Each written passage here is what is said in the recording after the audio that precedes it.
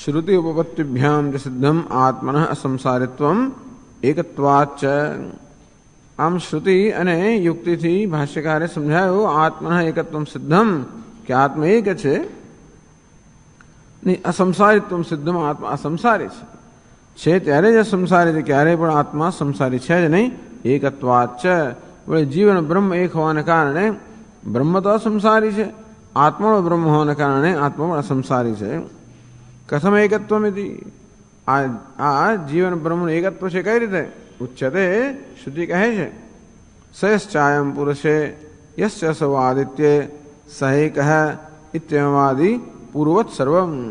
આગળની વલ્લીમાં સમજાવ્યું તે પ્રમાણે કહેવામાં આવ્યું એ જ વાક્ય અહીંયા ફરી દોહરાવવામાં આવ્યું કે આ જે વ્યક્તિમાં છે અને સમષ્ટિમાં છે એ ચૈતન્ય પરમાત્મા વાસ્તવમાં એક જ છે। अन्नमयादि क्रमेण आनंदमयमात्मन उपसंक्रम्य एत सामगायनास्ते। एदम अन्नमयमात्मन उपसंक्रम्य प्राणमयमात्मन उपसंक्रम्य अन्नमयादि क्रमेण अन्नमय ही प्रारंभ करें आनंदमय आत्मा उपसंक्रम्य आनंदमय आत्मा आनंदमय कोश है उपसंक्रमण करें। आगे घनी चर्चा કરવામાં આવી संक्रमण प्राप्ति प्राप्त करें।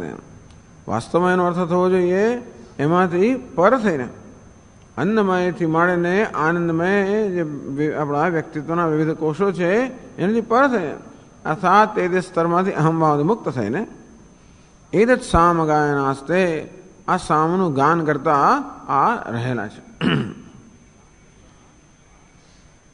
सत्यम ज्ञानमित्यस्याः रुचः अर्थः व्याख्यातः विस्तरेण तद्विवरणभूतया आनंदवल्या। भाष्यकार आ इमान लोकान आ लोकमां विचरण करता करता सामनु गान करता करता विचरण करे छे एनो संबंध बतावे छे आगानी वल्ली साथे अने जो जोड़े आ वल्ली साथे।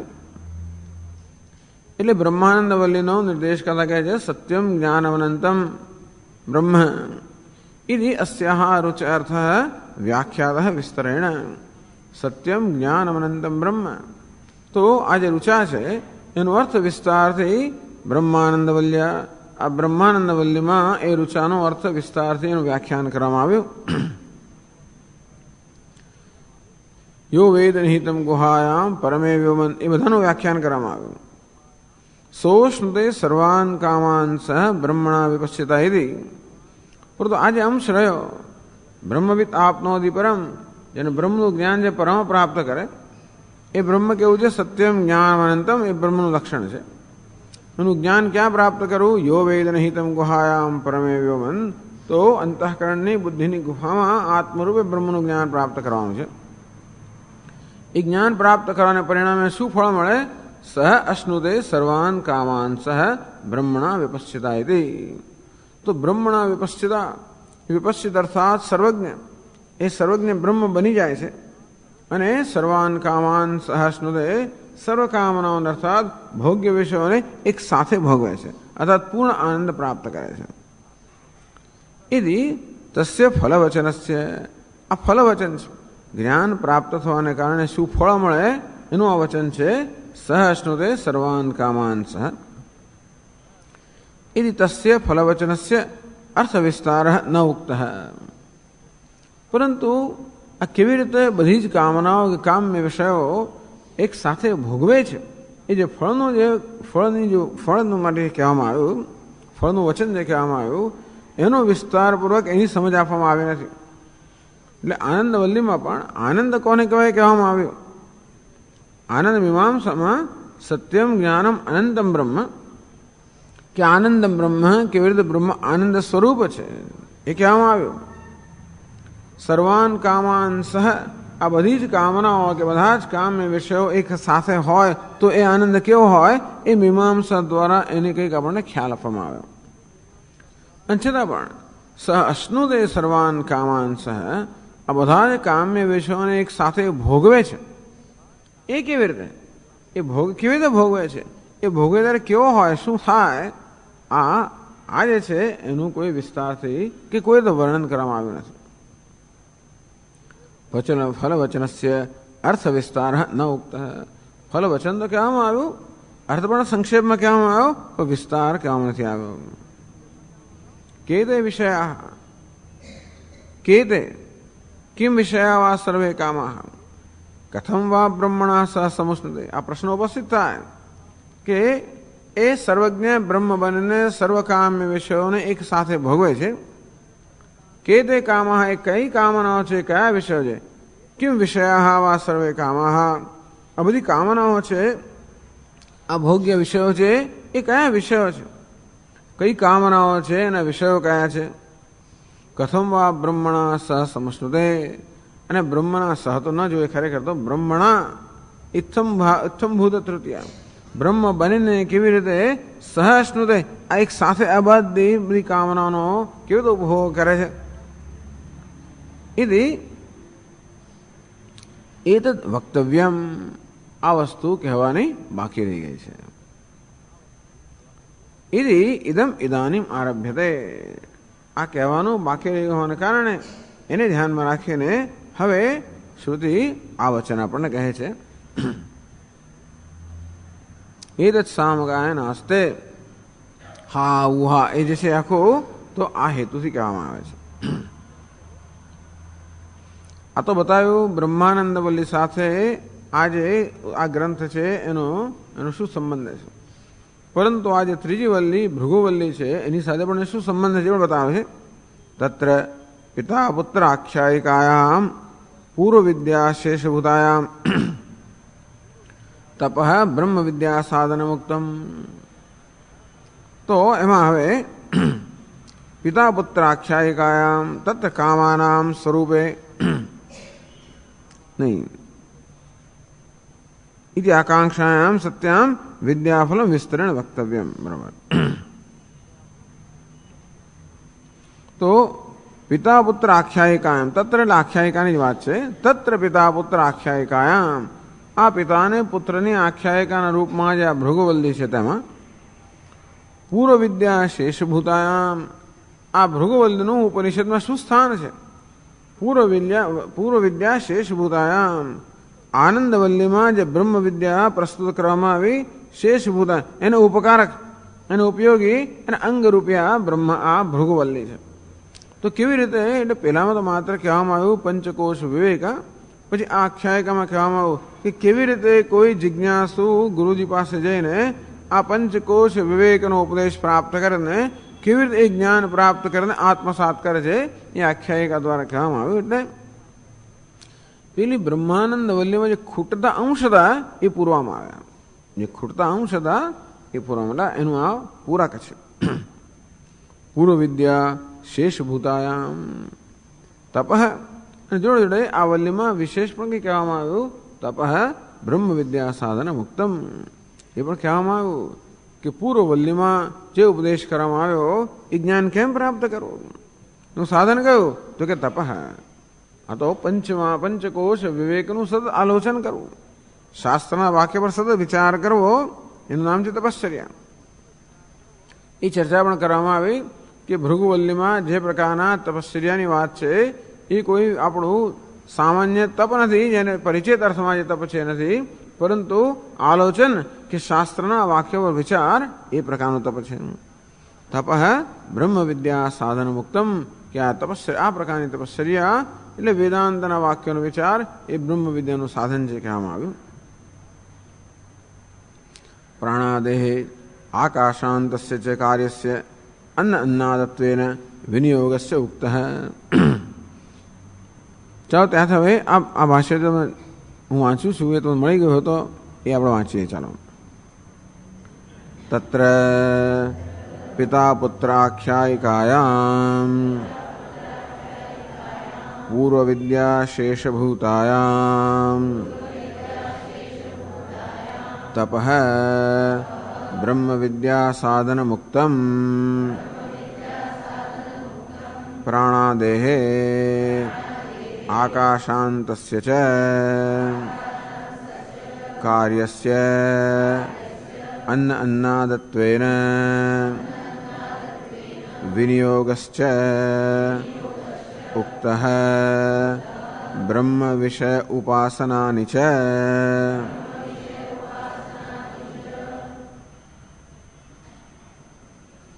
प्राणादेहे आकाशान्तस्य च कार्यस्य। प्राणे शरीरं प्रतिष्ठितं, शरीरे प्राणः प्रतिष्ठितः। आज्योतिश्यावः प्रतिष्ठिताः, अप्सु ज्योतिः प्रतिष्ठितम्। पृथिव्याम् आकाशः प्रतिष्ठितः, आकाशे पृथिवी प्रतिष्ठिता। एम प्राणादेहे आकाशान्तस्य, प्राणથી માણીને આકાશ સુધીનું કાર્યસ્ય, આ સમગ્ર સૃષ્ટિ સર્જન છે, કાર્ય છે. અન્નાદત્વેન વિનિયોગસ્ય ઉક્તઃ. એ આ સમગ્ર જગત કેવી રીતે, સમગ્ર જગતના ભિન્ન ભિન્ન તત્વો કેવી રીતે એકબીજા સાથે અન્ન અને અન્નાદ એ પ્રકારના સંબંધિત સંકળાયેલા છે. કેવી રીતે પ્રાણ અન્ન છે અને શરીર અન્નાદ છે, પ્રાણ અન્નાદ છે, શરીર અન્ન છે, આમ પ્રત્યેક અન્ન પણ છે, અન્નાદ પણ છે. આમ અન્નાદત્વેન, અન્ન એટલે કે ભોગ્ય, અન્નાદ એટલે ભોગતા. આ ભોગતા અને ભોગ્ય આ પ્રકારનો સંબંધ ધરાવતું, આ પ્રકારની સાંકળથી એકબીજા જોડાયેલું આ સમગ્ર જગત. તો આ જગતને જોડનારી સાંકળો છે બધી. આપણે એમ લાગે જગતમાં કશું એકબીજા બધી વસ્તુ એકબીજા કરતા જુદી છે, કશાને કંઈ સંબંધ નથી, પણ આવો સંબંધ છે. ચાલો પેલો મૂળભૂત સંબંધ છે જ. સર્વમ ખલોઇદમ બ્રહ્મ, સમગ્ર જગત આરોપિત છે, એ બધા અધિષ્ઠાન બ્રહ્મ છે. મય સર્વમિદમ પ્રોતમ સૂત્રે મણિગણ એવ. આ સમગ્ર જગતને જોડવાનું હું સૂત્ર છું, પરમાત્મા સૂત્ર છે જ, પણ વ્યવહારમાં પણ આ સૂત્ર છે, એક નિયમ છે. તો વ્યવહારમાં જોડનારા સૂત્રો છે. એ રીતે આપણે વ્યવહારનું એટલે કે સંસારનું અથવા સંસારના રૂપમાં અભિવ્યક્ત થયેલા ઈશ્વરનું આપણે ચિંતન કરી શકીએ, ધ્યાન કરી શકીએ. એ ભગવાનની વિભૂતિ કહી શકાય. અન્નાદત્વેન વિનિયોગસ્ય ઉક્તઃ. આ જગતમાં કેવું મહાન આશ્ચર્ય છે કે કેવું એ અજાયબીની વાત છે કે દરેકે દરેક વસ્તુ અન્ન પણ છે, અન્નાદ પણ છે. અદ્યતે એત્તિ ચ ભૂતાની તસ્માદ અન્નં તદુચ્યતે. જેનો આહાર કરવામાં આવે છે, જેને ખાવામાં આવે છે અને એ સ્વયં પણ ખાય છે, એને અન્ન કહેવામાં આવ્યું. અન્નાદ ભાવેન ઉપાસને ઉપયોગસ્ય ઉક્તઃ.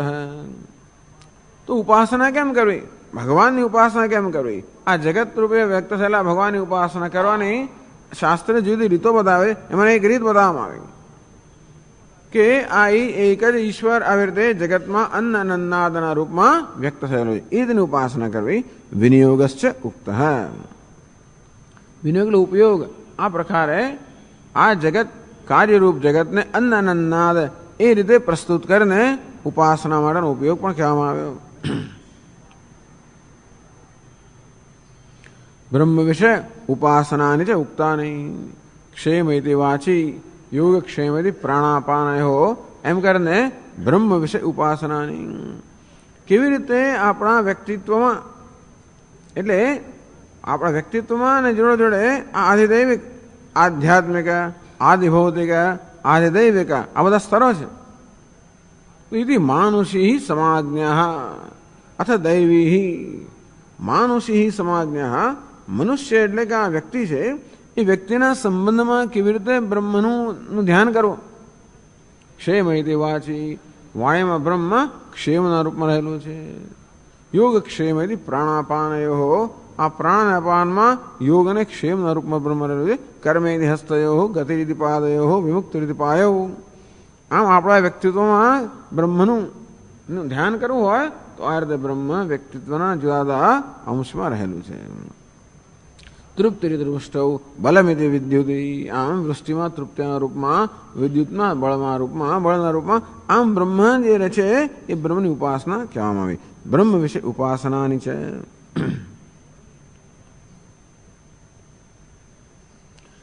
તેષુ ઉપાસનેષુ વિવક્ષિતાન ફલ વિશેષાન અપી કામ શબ્દેન અનુવદતી. એટલું જ નહીં, પરંતુ જે ઉપાસના કહેવામાં આવી એ ઉપાસનામાં પણ દરેક ઉપાસના વિશેષ ફળ પણ કહેવામાં આવ્યું. તત્ પ્રતિષ્ઠેત્યુપાસિત પ્રતિષ્ઠાવાન ભવતી, તન્મહેત્યુપાસિત મહાન ભવતી, તન્મન ઇત્યુપાસિત માનવાન ભવતી. તો બ્રહ્મની પ્રતિષ્ઠા રૂપમાં ઉપાસના કરવામાં આવે તો માણસ પ્રતિષ્ઠાવાન બને. એ મહત્તા ધરાવનાર જેમ ઉપાસના કરે તો મહાન બને. એ મનન શક્તિ ધરાવનાર જેમ કહેવામાં તો એ ઉપાસના કરે એ માનવાન બને. અને આ પ્રકારે મનન શક્તિવાળો બને. આ પ્રકારે પ્રત્યેક ઉપાસનાનું કોઈ વિશેષ ફળ પણ બતાવવામાં આવ્યું. ફલ વિશેષાન અભી કામ શબ્દેન અનુવદતી. એ જ કામ. સહ અશ્નુદે સર્વાન કામાન સહ. તો જો આ રીતે સગુણ બ્રહ્મની ઉપાસના કરવામાં આવે, એટલે કે બ્રહ્મના એક અંશની ઉપાસના કરવામાં આવે તો આપણે એ પ્રકારની કામનાઓ પ્રાપ્ત કરી શકીએ. પણ નિર્ગુણ કે નિર્વિશેષ બ્રહ્મનું આત્મતયા જ્ઞાન જ્યારે પ્રાપ્ત કરવામાં આવે ત્યારે બધી જ કામનાઓ એક સાથે આપણે ભોગવી છે. કઈ કામનાઓ? તો પ્રતિષ્ઠાવાન ભવતી, મહાન ભવતી, માનવાન ભવતી, નમ્યંતે અસ્મૈ કામાહ વગેરે આ બધી પણ કામનાઓ જે ફળ વિશેષ કહેવામાં, આ બધી વસ્તુને પેલો જ્ઞાની પુરુષ એક સાથે અનુભવે. એટલે સર્વાન કામાન સહ, બધી જ કામનાઓ એક સાથે અનુભવે. કઈ કામનાઓ? એ આ બધી પણ કહેવામાં આવે. એ પણ કહે છે આગળ,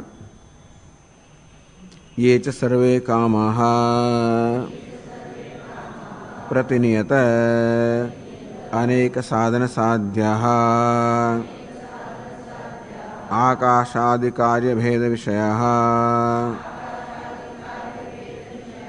એતે દર્શિતાઃ. યે ચ સર્વે કામાહ, અને આ બધી કામનાઓ એટલે કામ્ય વિષયો પ્રતિનિયત અનેક સાધન સાધ્યાઃ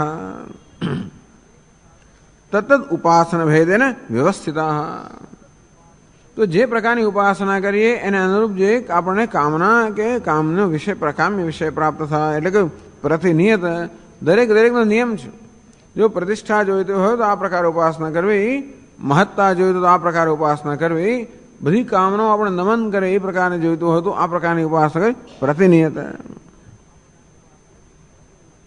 વળી કેવું છે? અનેક સાધન સાધ્યા. તો પ્રતિનિયતા એમ પણ કહેવાય. અનેક સાધ એવો કોઈ એવો પાઠ હોવો છે, પ્રતિનિયતા અનેક સાધન સાધ્ય, એમ એવું છે ને. હા, તો પ્રતિનિયતા અનેક સાધન સાધ્યા. તો નિયમ પ્રમાણે અનેક સાધન સાધ્યા. આ બ્રહ્મજ્ઞાન કેવું છે? એક જ સાધન છે, બધી કામનાઓ સાધ્ય થાય. બ્રહ્મજ્ઞાન કેવું છે? એક જ સાધન છે, બધી કામનાઓ સિદ્ધ થાય. આ ઉપાસનાઓ કેવી છે?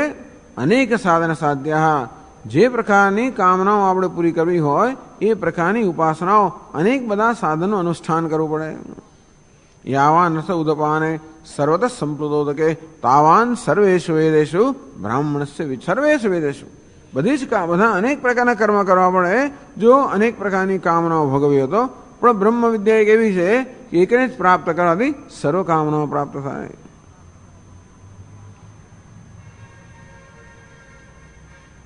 અતઃ એવ તેષામ અવિદ્યા કાલિકત્વમ. એટલા જ માટે આ બધા કામ્ય વિષયો જે ભોગવાતા હોય છે એ અવિદ્યાના ક્ષેત્રમાં હોય છે. એટલે કહ્યું આકાશાદિ કાર્યભેદ વિષયા.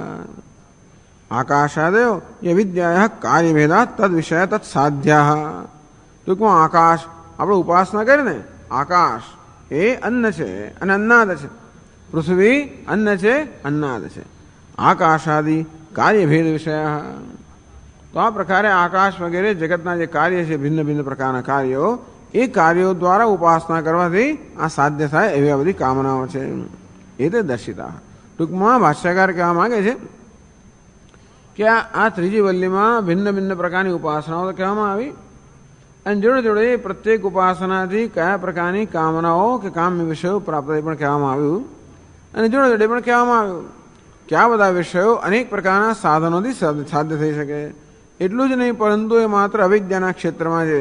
કારણ કે અવિદ્યાને કારણે ઉત્પન્ન થયેલું આકાશ વગેરે જે સમગ્ર જગત છે એની ઉપાસના એ દ્વારા એ ઉપાસના એના આલંબનથી ઉપાસના કરવાથી આ પ્રાપ્ત થાય છે. એટલે આ બધા અવિદ્યાના ક્ષેત્રમાં છે. એટલે કે બધી પ્રતિષ્ઠાવાન ભવતી, મહાન ભવતી, માનવાન ભવતી, આ બધું અવિદ્યાના ક્ષેત્રમાં છે. માણસ ક્યાંથી પ્રતિષ્ઠાવાન હોય? જ્યાં સુધી અજ્ઞાની છે ત્યાં સુધી. ક્યાં સુધી મહાન હોય? અજ્ઞાની છે ત્યાં સુધી. જ્યાં સુધી મારી જાતને પ્રતિષ્ઠાવાન માનું છું, માનવાન માનું છું, મહાન માનું છું, ત્યાં સુધી હું એટલો જ છું. તેનો ભાવ છે કે બીજું નથી. સ્વામી દયાનંદ મહારાજ કે હું કહું કે આ ઘર મારું છે એમ કરીને મારી માલિકી જાહેર કર, એનો અર્થ કે હું સાથે જાહેર કરું કે બીજા બધા ઘર મારા નથી, એ મને ખ્યાલ નથી આવતો. એક વસ્તુને મારી એમ જાહેર કરવાની સાથે સાથે બીજું બધું મારું નથી જાહેર થઈ જતું હોય છે. તો માત્ર માનવાન છું, પ્રતિષ્ઠાવાન છું, મહાન છું વગેરે છું. પણ બીજું બધું નથી. અને એટલા માટે આ બધી માણસનું અધૂરાપણું જતું નથી. કહેવાનો ભાવ અર્થ એ છે કે આ બધી ઉપાસનાઓ એટલે જગત જીવનમાં આ બધા કર્મ કરીને આ પ્રકારની સિદ્ધિઓ પ્રાપ્ત કર્યા છતાં પણ માણસની ઉણપ કે અધૂરાપણ જતું નથી.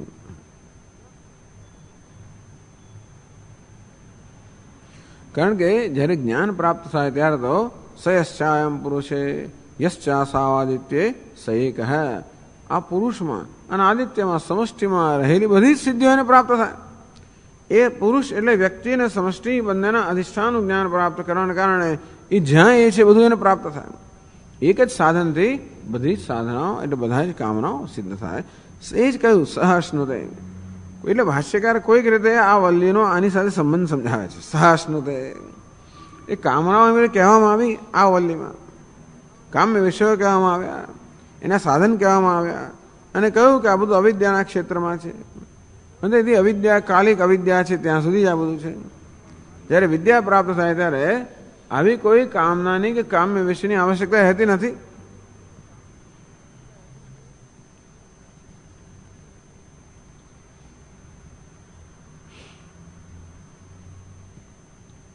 હવે આગળ કહે છે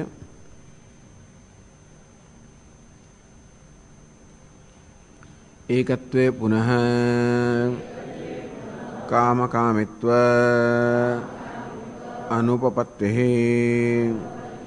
ભેદજાતસ્ય સર્વસ્ય આત્મભૂતત્વાદ. કે જો જ્ઞાની પુરુષ પણ આ બધું ના હોઈ શકે. આ રીતે જુદા જુદા જગતના વિષયોને ભોગવવાનું જ્ઞાની પુરુષ મળે ના હોઈ શકે. કેમ? એકત્વે પુનઃ કામકામિત્વ અનુપપત્તિ. એકત્વ આ પુરુષમાં અને આદિત્યમાં એટલે સમષ્ટિમાં જે તત્વ છે ચૈતન્ય, એ હું છું એ પ્રકારનું જ્યારે જ્ઞાન પ્રાપ્ત થાય, અર્થાત જગતમાં સર્વ વિવિધતામાં સમાયેલી એકતાનું જ્યારે જ્ઞાન થાય, એટલે શું? અન્ન અને અન્નાદ, આ ભોગતા અને ભોગ્ય આ બંનેમાં રહેલા એકત્વનું પણ જ્ઞાન થાય. હું ભોગતા છું, ચેતન છું, આ જગત ભોગ્ય છે, જડ છે, એ બંનેનું પણ અધિષ્ઠાન છે, એ એકત્વનું જ્ઞાન. એટલે ભોગતા અને ભોગ્ય એ પ્રકારનો પછી ભેદ પણ ન રહે. જ્યાં આગળ એકત્વમ અનુપશ્યત યસ્મિન યસ્ય સર્વાણી ભૂતાની આત્મૈવાભૂત વિજાનત. જેને વડે બધી વસ્તુ આત્મા બની ગઈ, અંતેથી અન્ન અને અન્નાદ બંને આત્મા બની ગયા. નહીં તો જે અન્ન હોય તો અન્નાદ ના હોય, અન્નાદ હોય અન્ન ના હોય. એકત્વે પુનઃ કામકામિત્વ અનુપત્તિ. સ્વસ્ય બ્રહ્મણા એકત્વે સાક્ષાત્કૃતે સતી. પોતાની બ્રહ્મ સાથે એકતાનો જ્યારે સાક્ષાત્કાર થયો હોય. કામૈતવ્યસ્ય આકાશાદ ભેદાદસ્ય તત્સાધ્ય કામજાતસ્ય સર્વસ્ય આત્મવ્યતિરેકેણ અભાવાદ. જ્યારે બ્રહ્મ સાથે પોતાની એકતાનું જ્ઞાન થાય ત્યારે જુએ છે કે આકાશ વાયુ વગેરે જગતના જે વિષયો છે અને એ દ્વારા સિદ્ધ કરવાની જે બધી જે કામનાઓ છે, કહ્યું ને આકાશ વગેરેની ઉપાસના કરવાથી મહાનતા પ્રાપ્ત થાય, તો આ બધા વિષયો એ દ્વારા પ્રાપ્ત થવાની જે કામનાઓ આ કશું પણ પોતાને ભિન્ન રહે જ નહીં. એનું નામ જ આત્મજ્ઞાન. કે જ્યારે આકાશ એટલે સાધન અને સાધ્ય આ કોઈ વસ્તુ પોતાને ભિન્ન નથી. એટલે આકાશ વગેરે સાધન છે જે દ્વારા બ્રહ્મની ઉપાસના કરવાથી ભિન્ન ભિન્ન પ્રકારના સાધ્યો મહાનતા વગેરે પ્રાપ્ત થાય, પ્રતિષ્ઠા વગેરે પ્રાપ્ત થાય. તો આ સાધન અને સાધ્ય આ કોઈ વસ્તુ આત્માથી ભિન્ન નથી. વ્યતિરેકેણ અભાવાત, આત્મા સિવાય કશું હોઈ ના શકે. તેથી હવે પહેલા અજ્ઞાની જ્યારે હતો તો પ્રતિષ્ઠા એવો આમ વિચાર આવે, તરત જ પોતે કેવો બની જાય? કામી બની જાય. આમ પ્રતિષ્ઠાનો વિચાર આવતા જ તરત મારા મનમાં એક પ્રલોભન જન્મે કે મારે જોઈએ છે. મહાનતાનો વિચાર આવે, મારે જોઈએ છે. પૂર્વ અવસ્થામાં અજ્ઞાન અવસ્થાની અંદર આ બધી વસ્તુઓ, આ પ્રતિષ્ઠા હોય, મહાનતા હોય, નમ્રતા હોય, આ બધી જ વસ્તુઓ એનામાં તરત કામિત્વનો કે મને જોઈએ છે, મને ઈચ્છા છે, મને કામના છે, એમ કામિત્વનો ભાવ ઉત્પન્ન કરતી હતી. ટૂંકમાં જ્યાં સુધી જગતના બધા પદાર્થો અને વિષયો અને ભોગ્ય વિષયો એના કદાચ જુદા હતા, ત્યાં સુધી એનામાં હંમેશા એક પ્રકારની એને ઉત્તેજિત કરે છે. કોઈ સારી વસ્તુ દેખાય એટલે થાય કે મારે જોઈએ છે. દુકાનમાં દેખાય તોય લાગે મારે જોઈએ છે. આપણી પાસે ગાડી હોય, નવી ગાડી દેખે તો આ જોઈએ છે. ટૂંકમાં બધી વસ્તુઓ આ પ્રકારે મારામાં આવી જાતને કામિત્વ ઉત્પન્ન કરે. કેવો બન્યો? કામી બન્યો. કામી એટલે કામના કરનાર બની જવું. આમ જગતના જે કામ કે ભોગ્ય વિષયો છે મારામાં આ પ્રકારે ભોગની ઈચ્છા ઉત્પન્ન કરીને મને ભોગી બનાવે, કામી બનાવે. એ બડા સ્વામીજીને આશ્ચર્ય હતું.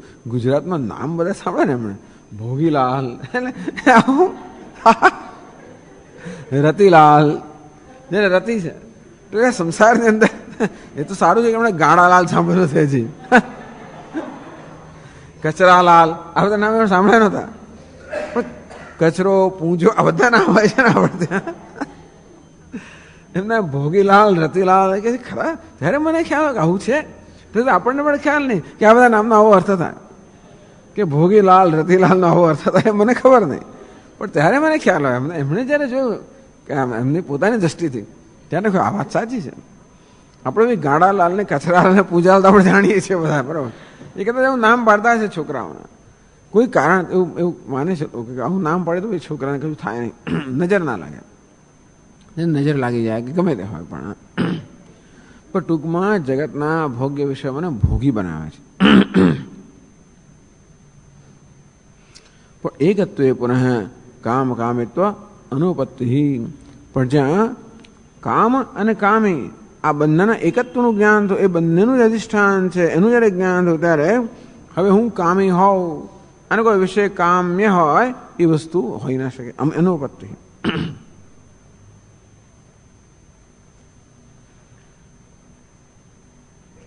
તો પછી એક બાજુ આમ કહે છે કે આ જ્ઞાની પુરુષ જેણે વ્યષ્ટિ અને સમષ્ટિના ઐક્યનું જ્ઞાન પ્રાપ્ત કર્યું છે એ બધી જ કામનાઓ એક સાથે ભોગવે છે.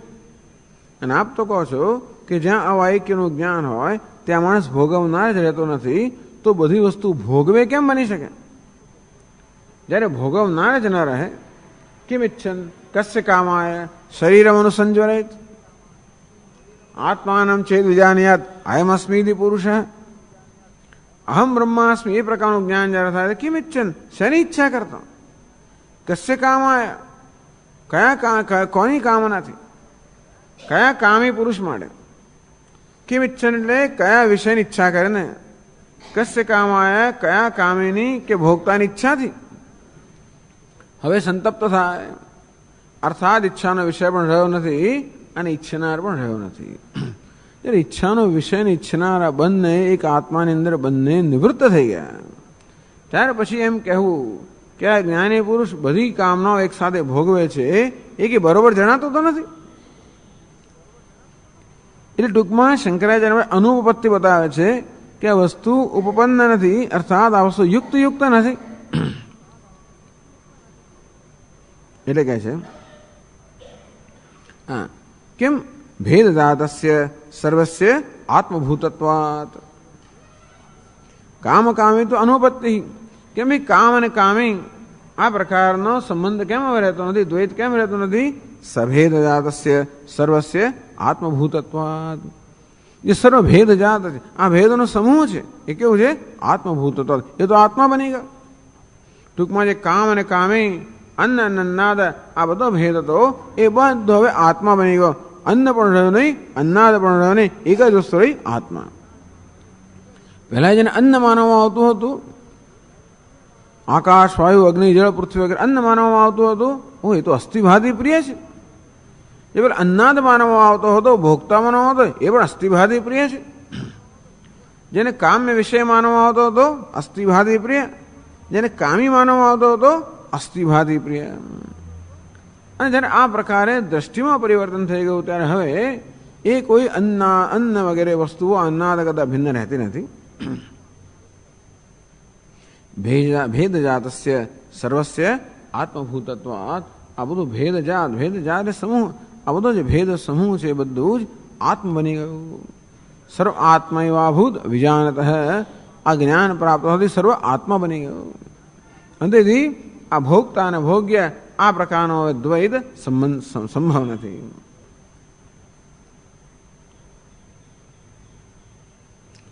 એટલે હવે કહે છે તત્ર કથમ યુગપત બ્રહ્મસ્વરૂપેણ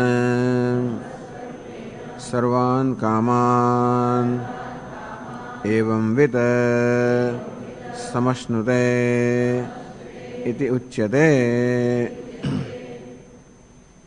तत्र तत्र એટલે કે જ્યારે આ પ્રકારે એકત્વનું જ્ઞાન થયું ત્યારે, અથવા તો હવે કામ અને કામી આ પ્રકારનો જ્યારે ભેદ રહ્યો નથી ત્યારે, અથવા તો એ જ્ઞાન પ્રાપ્ત થયું તત્ર ત્યારે, જ્યારે જ્ઞાન પ્રાપ્ત થયું ત્યારે, શેનું જ્ઞાન? એકત્વનું જ્ઞાન પ્રાપ્ત થયું ત્યારે. એને કારણે શું થયું? તો કામ અને કામી આ પ્રકારનો હવે ભેદ રહ્યો નથી ત્યારે. તત્ર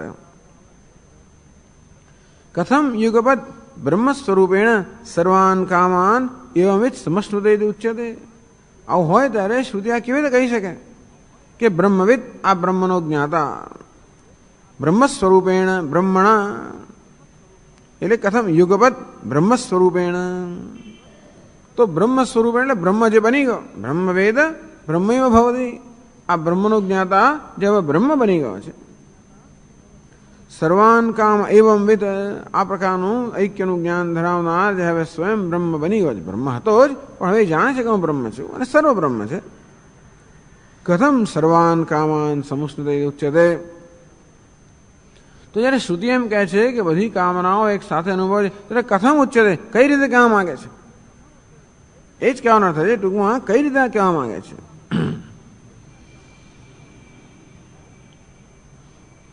અવિદ્યાલેશ વશેન પ્રપંચ આભાસમ અનુભવન, તો કે આ તો માત્ર દેખાવત છે. એવું કહેવું કે બધી કામનાઓ એક સાથે ભોગવે છે, એટલે ખરેખર એને ભોગવનાર તરીકે વર્ણવવું એ તો માત્ર આ એક આભાસ છે, વાસ્તવિકતા નથી. અવિદ્યાલેશ વશેન પ્રપંચ આભાસમ અનુભવન, અવિદ્યાના લેશને કારણે એક એવો શબ્દ વાપરે છે, એ શબ્દ પ્રયોગ છે અવિદ્યાલેશ. એટલે જ્ઞાની પુરુષમાં પણ અવિદ્યાનો લેશ રહી જાય. અવિદ્યાનો લેશ એટલે શું? તો કે ઉપાધિ રહી જાય. એને અવિદ્યાનો લેશ કેમ કહ્યો? કારણ કે અવિદ્યા અવસ્થાની અંદર અજ્ઞાન જ્યારે હતો ત્યારે જે બધા કર્મ કરવામાં આવ્યા, એ કર્મના બધા કર્મમાંથી એક અંશ આ પ્રારબ્ધ રૂપે અભિવ્યક્ત થયો. આ ઉપાધિ એ પેલા પ્રારબ્ધ કર્મનું પરિણામ છે. પ્રારબ્ધ કર્મ સ્વયં અવિદ્યા અવસ્થામાં થયેલા હતા, એટલે એમ કહી શકાય કે આ ઉપાધિ રૂપી અવિદ્યાનો એક લેશ હજી રહી ગયો જ્ઞાની પુરુષ માટે. પણ જ્ઞાની દ્રષ્ટિએ નહીં, માત્ર અન્યની દ્રષ્ટિએ. જ્ઞાની દ્રષ્ટિએ તો આ દેહમાં અહંભાવ ન હોવાને કારણે એની માટે અવિદ્યાનો લેશ નથી. એટલે અવિદ્યા લેશ શબ્દ માટે પણ આનંદગીરી વારંવાર શબ્દ વાપરતા હશે, અવિદ્યા લેશ. એટલે બીજા કોઈ એની સખત ટીકા કરે છે કે અવિદ્યા લેશ વળીશું, કે નહીં, અવિદ્યા લેશ તો અન્યને માટે, એને માટે નહીં. કારણ કે આ પ્રકારનો અવિદ્યા લેશ કેવું કે જે કેવું હોય તો કહો, એ ન હોય તો વ્યવહાર સંભવિત જ નથી. આમ તો બ્રહ્મ જ્ઞાન થયા પછી હવે જીવનમાં કોઈ પ્રયોજન રહ્યું ન હોવાને કારણે આ દેહને ખરેખર હવે ચાલુ રહેવાની કોઈ જરૂરિયાત જ નથી. એનું સ્વયં કોઈ પ્રયોજન રહ્યું નથી, અને છતાં પણ દેહ ચાલુ રહે છે. એટલે આ દેહ તો અવિદ્યાની ઉપજ હોવાને કારણે અવિદ્યાના લેશ રૂપી જાણે કે એને ઉપાધિ ચાલુ રહે છે. અને તેથી આ ઉપાધિમાં કંઈક પ્રકારનો અહમ ભાવ ધરાવતો આ જ્ઞાની પુરુષ પણ આ ઉપાધિ દ્વારા વ્યવહારમાં સમાજ જગતમાં અનેક પ્રકારનો વ્યવહાર કરતો હોય છે. અવિદ્યાલેશ્વશેન પ્રપંચ આવાસમ અનુભવન, અને તો જ આ જ્ઞાની પુરુષને પ્રપંચનો જગતનો અનુભવ થઈ શકે. આ સ્થૂળ જગતનો અનુભવ કરવા માટે આપણી પાસે આ સ્થૂળ શરીર હોવું જોઈએ, એ સિવાય ન થાય. જેમ કે સ્વપ્નમાં આપણને આ સ્થૂળ શરીરમાં કે ઇન્દ્રિયોમાં અહંભાવ નથી, ત્યારે આ સ્થૂળ જગત સાથે આપણો કોઈ સંપર્ક હોતો નથી. ત્યારે સૂક્ષ્મ જગત સાથે સંપર્ક હોય, અને સુષુપ્તિમાં એ સૂક્ષ્મ જગતમાં સૂક્ષ્મ શરીરમાં પણ અહંભાવ ન હોય તો એની સાથે સંપર્ક નથી. અર્થાત આ જગત સાથે સંપર્ક હોવા માટે ઉપાધિ જોઈએ છે. વીજળી આ હોલ સાથે સંપર્ક કરવો હોય તો બલ્બ કે ટ્યુબ રૂપી ઉપાધિ જોઈએ, એ સિવાય ન થાય. તેમ આત્માએ પણ આ જગત સાથે સંપર્ક કરવો હોય તો આ ઉપાધિ જોઈએ. એટલે પ્રપંચ આવાસમ અનુભવન,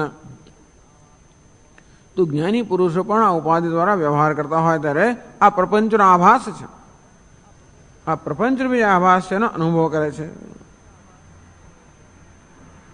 વિદ્વાન સર્વસ્ય આત્મા હોય મન્યમાન, એ જ્યારે જગત સાથે વ્યવહાર કરતો હોય ત્યારે પણ એની પોતાની દ્રષ્ટિ કેવી છે? સર્વસ્ય આત્માહમ, હું સર્વનો આત્મા છું. અરે જેનો અનુભવ કરું છું એનો પણ આત્મા છું. એવું કેવું વિચિત્ર છે ને કે આ જે મારી સામે છે એનો આત્મા છું. આપણને પણ અનુભવ થાય, આપણે અરીસામાં આપણા પ્રતિબિંબ સામે જોતા હોય ત્યારે આપણને કેવી લાગણી થાય, મનમાં કેવું થાય, પેલોનો આત્મા છું, પેલો મારી જુદો છે એવું ના લાગે ને. અરીસામાં મારું પ્રતિબિંબ જોતો હોઉં ત્યારે એ મારી સામે કોઈ ઊભું છે એવું ના લાગે. તો પછી મુશ્કેલી થઈ જાય. એવું લાગે તો પછી જાણે તો એ પ્રતિબિંબ છે એવું મને જ્ઞાન જ નથી તો લાગે. જેમ કે પેલા આવે ને સવારના પહોરમાં એકદમ જ આ માણસ આવ્યો, એના બાથરૂમમાં નવો પેલો એક અરીસો લગાવ્યો હશે. એકદમ બાથરૂમમાંથી સ્નાન બાન કરીને આવીને પોતાની પત્નીને કહે કે ભાઈ આજ એક નહીં, તું ભાઈ બ્રેકફાસ્ટ માટે લગાવેલી એક ડીશ મૂક. નહીં 2 પ્લેટ મૂક. તો 2 પ્લેટ કેમ મૂકવાની? કેમ આપણે તો પેલા મહેમાન આવે છે ખબર નથી? ક્યારે પડે આપણે ત્યાં મહેમાન? ચાલ જો મેં જોયા ને બાથરૂમ બતાવવા લઈ ગયો. ઓહો, એક ને 2 મહેમાન આવ્યા છે કે છે. તો એવું થઈ જાય. પછી જો આપણે જ્ઞાન ન હોય કે જે દેખાય છે એ પ્રતિબિંબ છે, પણ જ્યારે આપણે જ્ઞાન હોય તો, અને એક આપણે પેલા સમાંતર રજીસાઓ રાખેલા હોય જાત જાતના બધા, તો કેટલા બધા પ્રતિબિંબ થાય. ચારે બાજુ જાત જાતનું દેખાય. બધું જોવું હોય આપણે તો જાત જાતના રજીસાઓ રાખેલા હોય, અને તો કેટલા દેખાય?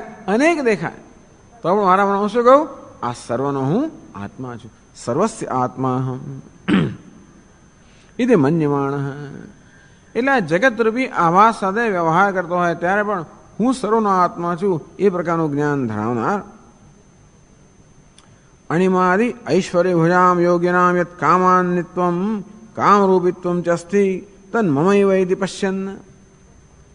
એને કોઈ સિદ્ધિ પ્રાપ્ત થયું કે ન થયું, પરંતુ આ જગતમાં જે બધા યોગીઓ હોય ને, જેમણે અણિમા મહિમા આ પ્રકારની સિદ્ધિઓ પ્રાપ્ત કરી હોય, એટલે એવું કહેવાય છે યોગીઓ માટે કે પોતાની ઈચ્છા પ્રમાણે રૂપ ધારણ કરી શકે, એક સાથે અનેક શરીરમાં પ્રવેશ કરી શકે, જાત જાતનો અન્ય શરીરમાં પ્રવેશ કરી શકે, પોતાની ઈચ્છા પ્રમાણે રૂપ ધારણ કરી શકે, પોતાની ઈચ્છા પ્રમાણે સિદ્ધિ હોવાને કારણે ઉત્પન્ન કરી શકે, કોઈ પણ કામના એની પૂરી થઈ શકે. કામાનની પોતાની ઈચ્છા પ્રમાણે અન્ન પ્રાપ્ત કરી શકે, કામરૂપી પોતાની ઈચ્છા પ્રમાણે રૂપ ધારણ કરી શકે. આવા યોગીઓ પાસે આવી અણિમા બધી સિદ્ધિઓ હોય છે, એ સિદ્ધિઓ મારી જ છે.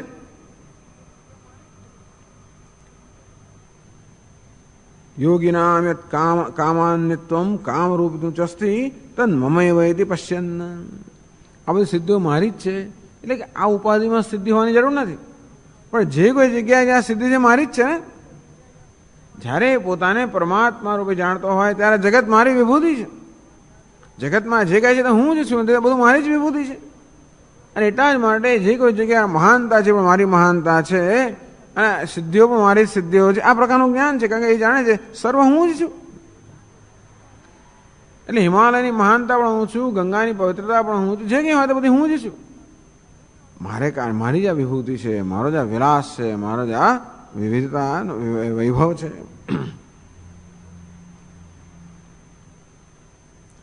યુગપત સર્વાન વિષયાન આનંદાન અશ્નુતે. અને તેથી માત્ર ઔપચારિક કહેવામાં આવે છે, મુખ્ય અર્થમાં નહીં. શાસ્ત્ર જ્યારે એમ કે આ જ્ઞાની પુરુષ બધી કામનાઓ એક સાથે અનુભવે છે ત્યારે માત્ર ઔપચારિક કહેવામાં આવે છે કે જગતની અંદર જે કંઈ વિષય છે હું જ છું. અને માટે એ જાણે કે જે બધા ભોગવી રહ્યા હોય, એવું તો ઉપનિષદમાં વર્ણન આવતું હોય છે કે પ્રાણની ઉપાસના કરનાર હોય એને એવું જ્ઞાન થાય કે બધા જ જેટલા પ્રાણીઓ છે બધા જઠરમાં રહેલો હું જ જઠરાગ્નિ છું, અને હું જ બધું અન્ન ખાઈ રહ્યો છું.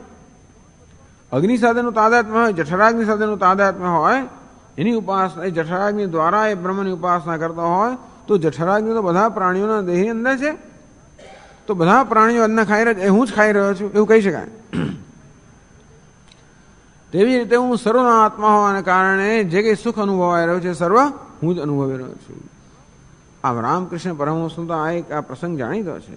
બહુ જ બીમાર હતા મને છે ને, એમને આગ્રહ કરવામાં આવતો હતો કે તમે ખાઓ, અને પછી કંઈ ખાઈ શકતા નહોતા. અને પછી એમને કહ્યું, એટલે જ્યારે એટલે એમણે તો માને કહ્યું કે માં જો ને આ બધા મને ખાવાનો આગ્રહ કરે છે, હું કેવી રીતે ખાઉં? તો કે તું ખાય જ છે ને, આ બધા ખાઈ રહ્યા છે એ દ્વારા તું નથી ખાતો. હા, એ વાત બરાબર છે. એટલે આ જ્ઞાની પુરુષની દ્રષ્ટિ છે કે જે બધા ખાઈ રહ્યા છે હું જ ખાઈ રહ્યો છું. એ ઔપચારિક રીતે એમ કહેવામાં આવે છે કે અજ્ઞાની પુરુષ બધી કામનાઓ એક સાથે ભોગવે છે. એમ ના માનવું કે એવો પ્રકારનો કંઈક અનુભવ થઈ રહ્યો હોય, પરંતુ બધી કામનાઓ દ્વારા જે વાસ્તવ બધી જ કામનાઓને ભેગી કરવામાં આવે અને જે બને પરમાનંદ, એ પરમાનંદ પોતાનું સ્વરૂપ હોવાને કારણે બધી કામનામાં સમાઈ જાય. જેમ છાંદોગ્ય ઉપનિષદમાં રૈકવના વિષયમાં કહેવામાં આવ્યું કે આ પ્રજા જે સાધુ સત્કર્મ કરે છે એ બધાનું ફળ રૈકવને જાય છે. એનો અર્થ એ છે કે રૈકવ જે પ્રકારનું જ્ઞાન ધરાવે છે એ જ્ઞાન જે ધરાવતો હોય એ સર્વનો આત્મા હોવાને કારણે એ સર્વને એક સાથે પ્રાપ્ત કરે છે. વાસ્તવમાં જ્યારે એમ કહેવામાં આવે કે બધી જ કામનાઓ એક સાથે ભોગવે છે, ત્યારે પણ કહેવાનું તો એક જ છે કે સર્વનો આત્મા એ બ્રહ્મ બની જાય છે, સર્વનો આત્મા બની જાય છે, અથવા હું સર્વનો આત્મા છું એ પ્રકારનું જ્ઞાન પ્રાપ્ત કરે છે. એ જ કહેવાનો હેતુ છે. બધી કામનાઓ એક સાથે ભોગવે છે એવું કહેવામાં એની પાછળ હેતુ એટલો જ છે કે સર્વનો આત્મા સર્વાત્મા બ્રહ્મ બની જાય છે.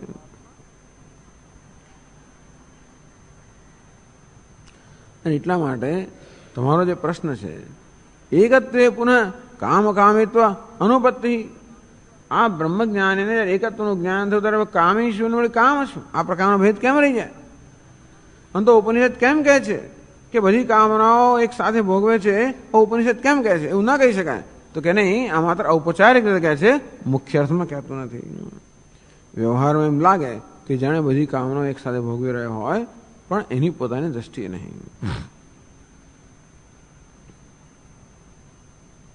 એટલે કે તત્ર કથમ યુગપત બ્રહ્મ સ્વરૂપેણ સર્વાન કામાન એવમિત સમશ્નુદયતિ, પ્રશ્ન કરે છે, ઉચ્યતે, એનો ઉત્તર આપવામાં આવે છે. સર્વાત્મત્વ આપત્તે, કારણ કે એણે સર્વાત્મત્વની પ્રાપ્તિ કરી છે. બસ એ સર્વાત્મા બની ગયો. અને એટલા જ માટે કહી શકાય કે જે કોઈ પ્રાણીઓ જે કોઈ આનંદ પ્રાપ્ત કરી રહ્યા છે એ જ પ્રાપ્ત કરી રહ્યો છે. એ દ્રષ્ટિએ માત્ર ઔપચારિક રીતે કહેવામાં આવે છે. પણ સ્વામીજી એ બધા પ્રાણીનો આત્મા હોય તો બધા પ્રાણીઓ જે સુખ પ્રાપ્ત કરી રહ્યા છે એને પ્રાપ્ત થતું હોય તો બધા પ્રાણીઓ જે દુઃખ પ્રાપ્ત કરે છે એ બધાને પ્રાપ્ત થાય કે નહીં? ન લિપ્યતે લોક દુઃખેન બાહ્ય હૈ એકસ તથા સર્વભૂતાંતરાત્મા ન લિપ્યતે લોક દુઃખેન બાહ્ય હૈ. એ પ્રાણી માત્ર અંતરાત્મા હોવા છતાં પણ બધાથી બહાર છે, લેપાયમાન થતો નથી. એ સુખ દુઃખથી લેપાયમાન થતો નથી. આ સુખ અને દુઃખનો ભોગવવાનો માત્ર અજ્ઞાન અવસ્થામાં છે. અજ્ઞાની પુરુષ સુખ દુઃખ કશાથી લેપાયમાન થતો નથી. આગળ કહે છે, કથમ સર્વાત્મત્વ આપત્તિ ઇતિ આહ. કથમ સર્વાત્મત્વ આપત્તિ, સર્વાત્મત્વ આપત્તિ એટલે કે સર્વાત્માની પ્રાપ્તિ. એ સર્વાત્મા બની ગયો એ કેવી રીતે?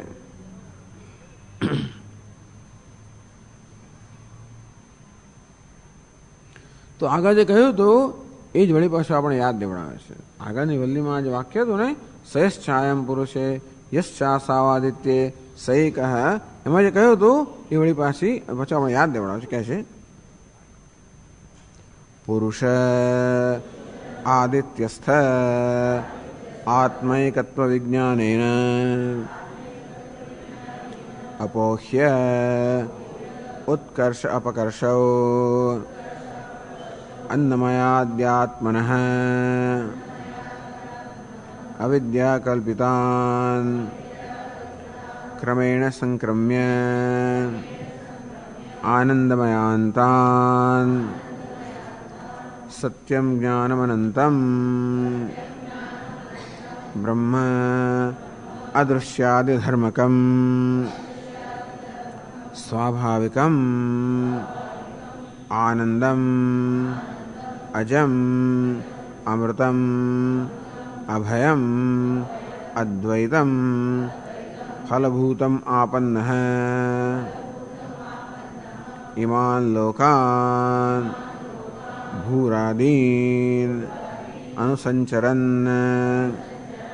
ઇતિ વ્યવહિતેન સંબંધઃ. તો એની સર્વાત્મત્વની આપત્તિ થઈ એ કઈ રીતે? તો કહે છે પુરુષ આદિત્યસ્થ આત્મૈકત્વ વિજ્ઞાનેન, પુરુષનો જે આત્મા છે અને આદિત્યનો જે આત્મા છે એક જ છે પ્રકારના વિજ્ઞાનથી અપોહ્ય, એ વિજ્ઞાનથી થાય શું? મહત્વનો વસ્તુ આ છે. અપોહ્ય ઉત્કર્ષ અપકર્ષ. આદિત્યમાં તો ઉત્કર્ષ, આદિત્ય એટલે જગતનું સર્વશ્રેષ્ઠ, આદિત્ય એટલે હિરણ્યગર્ભ. આમ જગતની સર્વશ્રેષ્ઠ કૃતિ, સર્વોત્કૃષ્ટ સર્જન એટલે આદિત્ય. અને આ બિચારા પુરુષ એટલે વ્યક્તિ એટલે કોણ? તો એ તદ્દન હીન દીન તુચ્છ. એક બાજુ ઉત્કર્ષ, આ બાજુ અપકર્ષ. બસ આ દુઃખ છે ને જીવનમાં. ક્યાંય પણ ઉત્કર્ષ જોઈએ આપણે એટલે તરત આપણા મનો બળતરા થાય, કારણ કે મારો અપકર્ષ મારો છે. આમ વારંવાર મારી જાતનો અપકર્ષ એટલે મારી હીનતા દીનતાનું અને ભાન થયા કરે, મારી જાતનો તિરસ્કાર કરી કરીને દુઃખી થયા કરું છું. એટલે જ્યાં સુધી આ જગતમાં આપણને જે ભેદભાવ કે વિષમતા જણાય છે એ વિષમતાને સત્યતા આપવામાં આવે ત્યાં સુધી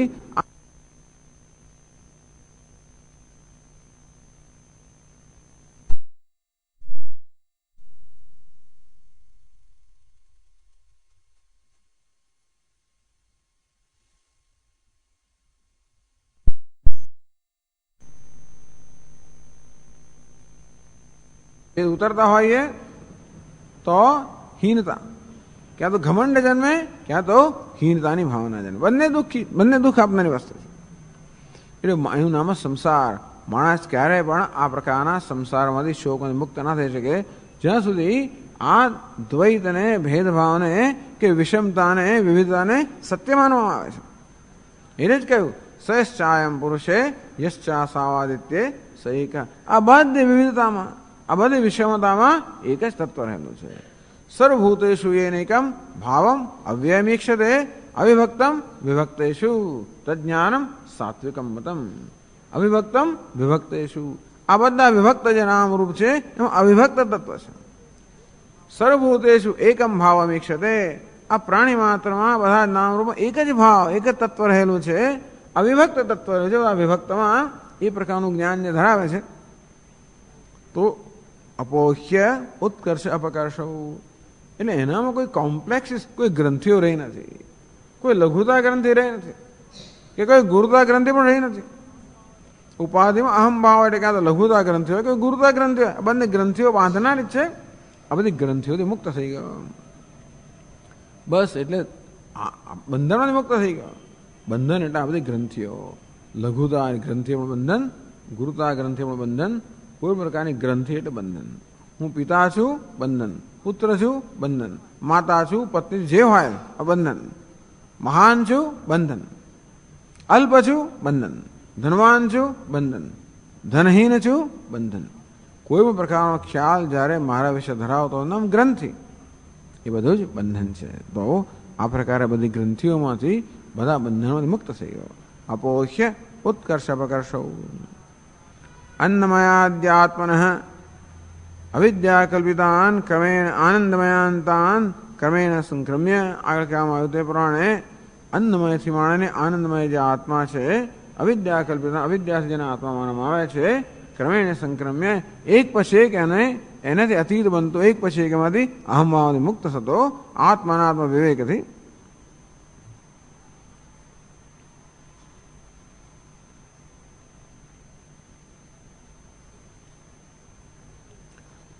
सत्यम ज्ञानम अनंतम ब्रह्म.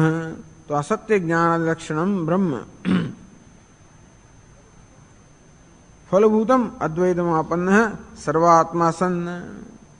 आम सत्यम ज्ञानम अनंतम ब्रह्म, जो सर्व आत्मा છે એને આત્મરૂપે પ્રાપ્ત કરીને એવડી બ્રહ્મ કેવું છે એ કહે છે.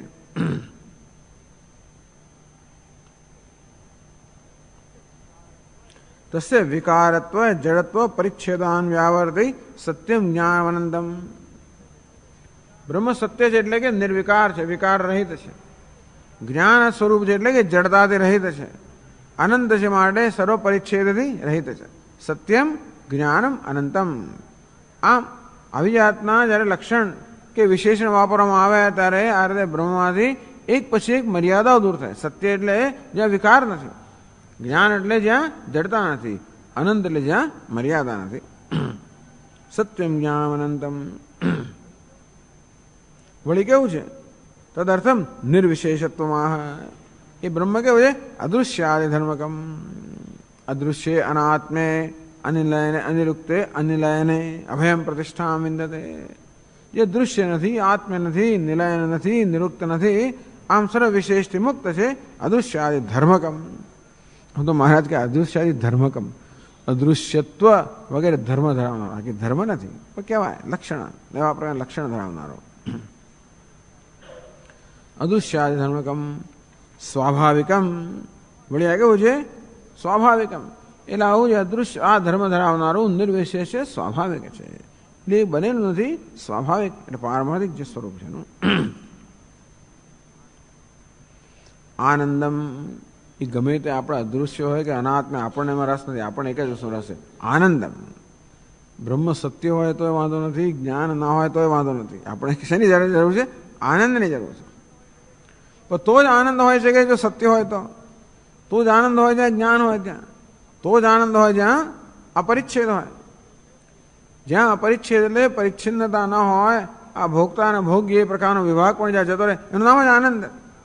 જેટલે અંશે ભોગતા ભોગ્યનો વિભાગ જ્યારે દૂર થઈ ગયો, એટલે કોઈ આપણા પ્રિય વિષયની પ્રાપ્તિમાં એના ઉપભોગની અંદર આ ભોગતા ભોગ્યનો જે વિભાગ છે એ જેટલે અંશે ઓગળી ગયો, એટલે આનંદની તીવ્રતા એ ભોગતા ભોગ્ય વિભાગ સંપૂર્ણ રીતે જ્યારે ઓગળી જાય ત્યારે એ પૂર્ણ આનંદ છે, બ્લિસ, પૂર્ણ આનંદ. એટલા માટે કહ્યું, એટલે આનંદ ક્યારે હોય? અનંતતા હોય ત્યારે. એવું તો હોય છે આપણે સુષુપ્તિની અંદર પણ, અંતો પણ એ પૂરતું નથી, જ્ઞાન નથી. એટલે આનંદ પણ જોઈએ, જ્ઞાન પણ જોઈએ.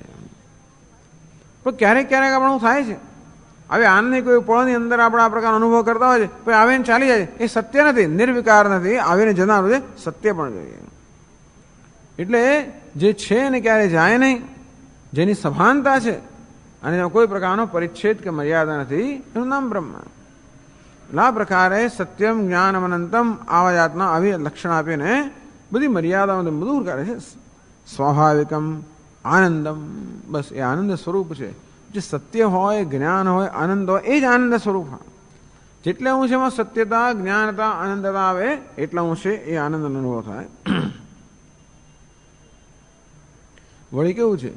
કોઈ પ્રકારના આનંદ તો ખરું, તો થોડું દુઃખ મિશ્રિત ખરું કે નહીં? તો ના, કોઈ પ્રકારના દુઃખનું મિશ્રણ નથી.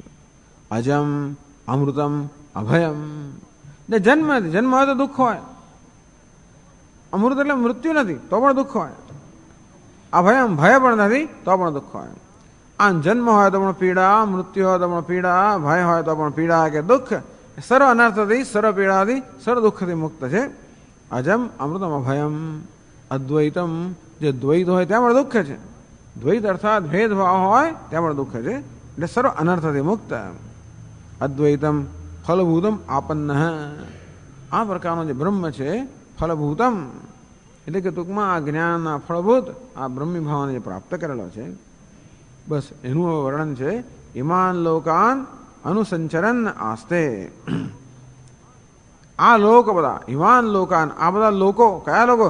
ભૂરાદીન, ભૂહુ ભૂહુ ભુવ સ્વ મહ જન વગેરે જે લોક છે, ભૂલોકથી માંડીને અનુસંચરન, એથી અનુસંચરન આસ્તે આ બધા લોકોનો આ વિચરણ કરતો કરતો રહેલો છે. ઇતિ વ્યવહિતેન સંબંધ. ઇમાન લોકાન, ભાઈ કામાનની કામરૂપી અનુસંચરન, એ કામાનની કામરૂપીને હટાવીને આ લોકાન અનુસંચરન આસ્તે એ પ્રકારનો સંબંધ છે.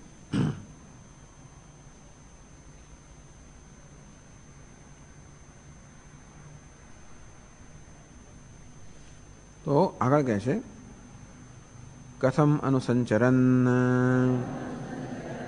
કામાન્ની કામતઃ અન્નમ અસ્યૈતિ કામાન્ની તથા કામતઃ રૂપાણી અસ્યૈતિ કામરૂપી. કથમ અનુસંચરન, આ કેવી રીતે વિચરણ કરે છે? કામાન્ની કામરૂપી. કામતઃ અન્નમસ્યેતિ કામાન્ની, ખરો શબ્દ છે. કામાન્ની જે ધારે શબ્દ બનાવી શકાય. અન્ની, અન્ની એટલે અન્ન ધરાવનાર. અન્નમસ્ય અસ્તિ તે અન્ની ઇન પ્રત્યે લાગ્યો. એ વિશેષ લાગ્યું કામ. સૌ કામતઃ અન્નમસ્ય અસ્તિ, પોતાની ઈચ્છા પ્રમાણે અન્ન ધરાવનાર એનામાં કામાન્ની, પોતાની ઈચ્છા પ્રમાણે અન્ન ધરાવનાર. ભાઈ કામરૂપી, કામતઃ રૂપાણી સ્થિતિ, કામરૂપી પોતાની ઈચ્છા પ્રમાણે રૂપ ધરાવનાર. એવું નથી કે આ જ્ઞાની પુરુષો બધું ઈચ્છા પ્રમાણે અન્ન પ્રાપ્ત ભૂખ્યા રહેતા હોય, ઘણી વાર તો નાય મળતું હોય અને અનેક જાતના રૂપો ધરાવતા એવું પણ હોતું નથી. આવું કેમ કહેતા હશે? આ ઔપચારિક રીતે કહેવામાં આવ્યું. આગળ કહ્યું તે પ્રમાણે ધારો કે કોઈ મોટા યોગી હોય, અનેક પ્રકારની સિદ્ધિઓ પ્રાપ્ત કરી હોય, તો કેવું ઈચ્છા પ્રમાણે અન્ન પ્રાપ્ત કરે, ઈચ્છા પ્રમાણે રૂપ ધારણ કરે એવું. કારણ કે એ યોગીનો આત્માના આ એક જ છે. એવાના કારણે અથવા યોગીને બધા કામતઃ અન્ન પ્રાપ્ત થાય અને જેવો આનંદ થાય. કોઈને પોતાની ઈચ્છા પ્રમાણે અન્ન પ્રાપ્ત થાય કેવો આનંદ થાય, પોતે ઈચ્છા પ્રમાણે રૂપ ધારણ કરે તો કેવો આનંદ થાય. બસ એવો આનંદ એ પ્રાપ્ત કરે છે. કામાનની જાણે કે હોય અને કામરૂપી હોય અને જેવો આનંદ પ્રાપ્ત કરે એવો આનંદ પ્રાપ્ત કરે એમ કહી શકાય.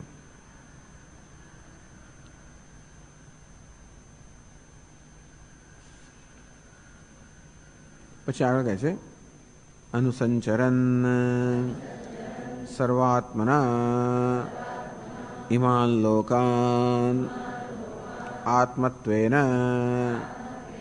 અનુભવન. તો અનુસંચાર કરે છે. અનુસંચરન નનો વિદુષ સર્વલોક સંચારો ન નિયત. તો એવું વર્ણન છે કે આ વિદ્વાન આ બધા લોકોમાં વિચરણ કરે. એવું કંઈ નિયમ નથી. કોઈ તો ગુફામાં બેસી રહેલા હોય છે. ઘણા જ્ઞાની પુરુષો મહાપુરુષો એક જ જગ્યાએ ગયા તો ગયા, બહારે ના નીકળે. કેટલાક તો ફર કરે, જુદી વાત છે. મહારાજ શંકરાચાર્ય મહારાજ ચાલો બધા લોકોમાં અનુસંચરણ કરતા હોય, એવો નિયમ નથી. કેટલાય બધા મહાપુરુષો કંઈ વિચરણ કરતા નથી. એટલે આવો નિયમ છે. ટૂંકમાં આ જે વર્ણન છે જ્ઞાની પુરુષનું, એવું બધાનું હોવું જ જોઈએ નિયમ છે તો એવું નથી. અનુસંચરણનો અર્થ નહીં કે ખરેખર એ ફરતો હોય બધે, એવું નહીં. એટલે કહેવામાં આવ્યું આત્મત્વેન અનુભવન. બસ આ ભૂહુથી મળીને આ સત્યલોક સુધી બધા જ લોક છે વાસ્તવમાં કોણ હું જ છું એટલે ત્યાં પહોંચી ગયો ને. આમાં વિચરણ કરવાનો પ્રશ્ન ક્યારે હોય? કોઈ સ્થળ મારા કરતાં ભિન્ન હોય ત્યારે વિચરણ કરવાનો પ્રશ્ન હોય. પણ ભૂર લોકથી માણીને જેટલા લોક આ જગતમાં છે બધા હું જ છું. આત્મત્વેન અનુભવન, આ બધા લોકનો આત્મતયા અનુભવ કરો, નામ જ વિચરણ કરવું. વિચરણ કરવું એ કોઈ ક્રિયા નથી કે કામાનની એ પ્રકારની કોઈ કામરૂપી આ બધી વસ્તુઓ કે ભૌતિક સ્તર પર હોય એવો નિયમ નથી. પણ જાણે કે બધા લોકમાં વિચરણ કરતો હોય અને કેવો વિચરણ કરવાનો એક આનંદ છે. ક્યાંક જવાનો આનંદ હોય કે ના હોય, ટૂંકમાં આપણે જતા હોય અને કોઈ ધ્યેય હોય તો કદાચ એટલો આનંદ પણ ન કરે કે આપણું પેલું ધ્યેયની અંદર આપણું મગજ આપણું ચિત્ત ચોંટેલું હોય એટલે જરાક આપણે પહોંચવાનું એક સ્થળે એટલે પછી આપણે જવાનો આનંદ નથી માણી શકતા. જો પેલો વચમાં જો ટ્રાફિક લાગે જો આમ આવ્યું, ટૂંકમાં પછી આપણને એ ત્યાં પહોંચીને ત્યાં સુધી આમ ઘડિયાળ જો કરતા હોઈએ આપણે. એટલે આપણે જ્યારે કંઈક જતા હોઈએ ને આપણું કોઈ ધ્યેય હોય ને ત્યારે એવો આનંદ નથી આવતો. અરે ગંગોત્તરી પર પહોંચવાનું હોય ત્યારે ક્યારે પહોંચ્યું, ક્યારે મજા આવે, આ ક્યારે પહાડ આવે, હમણાં ક્યારે પૂરું થશે એવું થાય. પણ કોઈ પ્રકારના ધ્યેય વગર જ આપણે જતા હોઈએ તો એને વિચરણ કહેવાય. વોન્ડરિંગ ઇન હિમાલયાસ. તપોવન મહારાજનું એક પુસ્તક છે વોન્ડરિંગ ઇન હિમાલયાસ. હિમાલયમાં માત્ર વિચરણ કરવું, યાત્રા નહીં. નહીં તો બસ અમરનાથ એટલે ત્યાં સિવાય બીજું કંઈ દેખાય જ નહીં. આપણે રસ્તામાં જે કંઈ આવે જેમ તેમ મારી મછલીનો ઉપર પહોંચી જઈએ આપણે. પછી મર્યાદિત સમય હોય બધું એટલે એમાં યાત્રાનો આનંદ ઓછો હોય. પણ એવો નિયમ જ નથી ક્યાં પહોંચવાનું, બસ પહોંચીએ છીએ. ક્યાં જાઓ છો? ફરવા નીકળાય છે, ઢેલ મારવા નીકળાય છે. ધારો કે વિચરણ કરો, અનુસંચરણ. આ પ્રકારે અનુસંચાર કરતા ટૂંકમાં કોઈ ધ્યેય વગર જ વિચરણ કરનારા. એટલે આવી રીતે કોઈ ધ્યેય વગર આપણે વિચરણ કરતા હોઈએ એનો અર્થ એ થયો કે જે છે એનો આનંદ માણતા હોઈએ. કોઈ ધ્યેય સાથે આપણે જતા હોઈએ તો જ્યાં પહોંચવાનું છે ત્યાં આનંદ માણીએ. પણ કોઈ ધ્યેય ના જ્યાં છે તેનો આનંદ માણતા હોઈએ. અને જે કોઈ જગ્યાએ છે તેનો આનંદ માણતા હોય. એટ હોમ, બધી જગ્યાએ એને આમ બધી જગ્યાનું ઘર જ છે એવું હોય તો બસ એનો કહેવાનો ભાવાર્થ છે.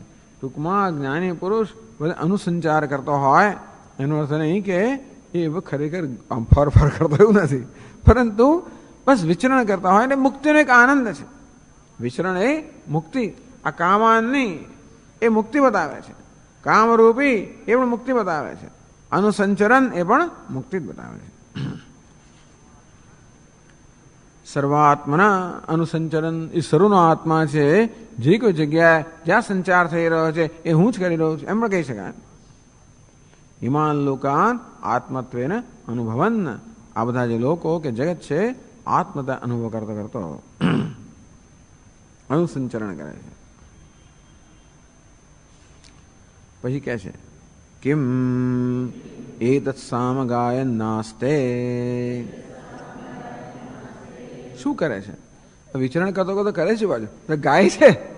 કેટલી વસ્તુ થઈ ગઈ ને, કામાનની કામરૂપી ઇમાન લોકાન અનુસંચરણ ગાયન આસ્તે, ગાયન ગાતો ગાતો ફરે છે બધા. કિમ કુર્વન કે એ તો સામ ગાયન આસ્તે, આ સામનું ગાન કરતો કરતો રહેલો છે. એવું ગાન કરવાની શી જરૂર છે?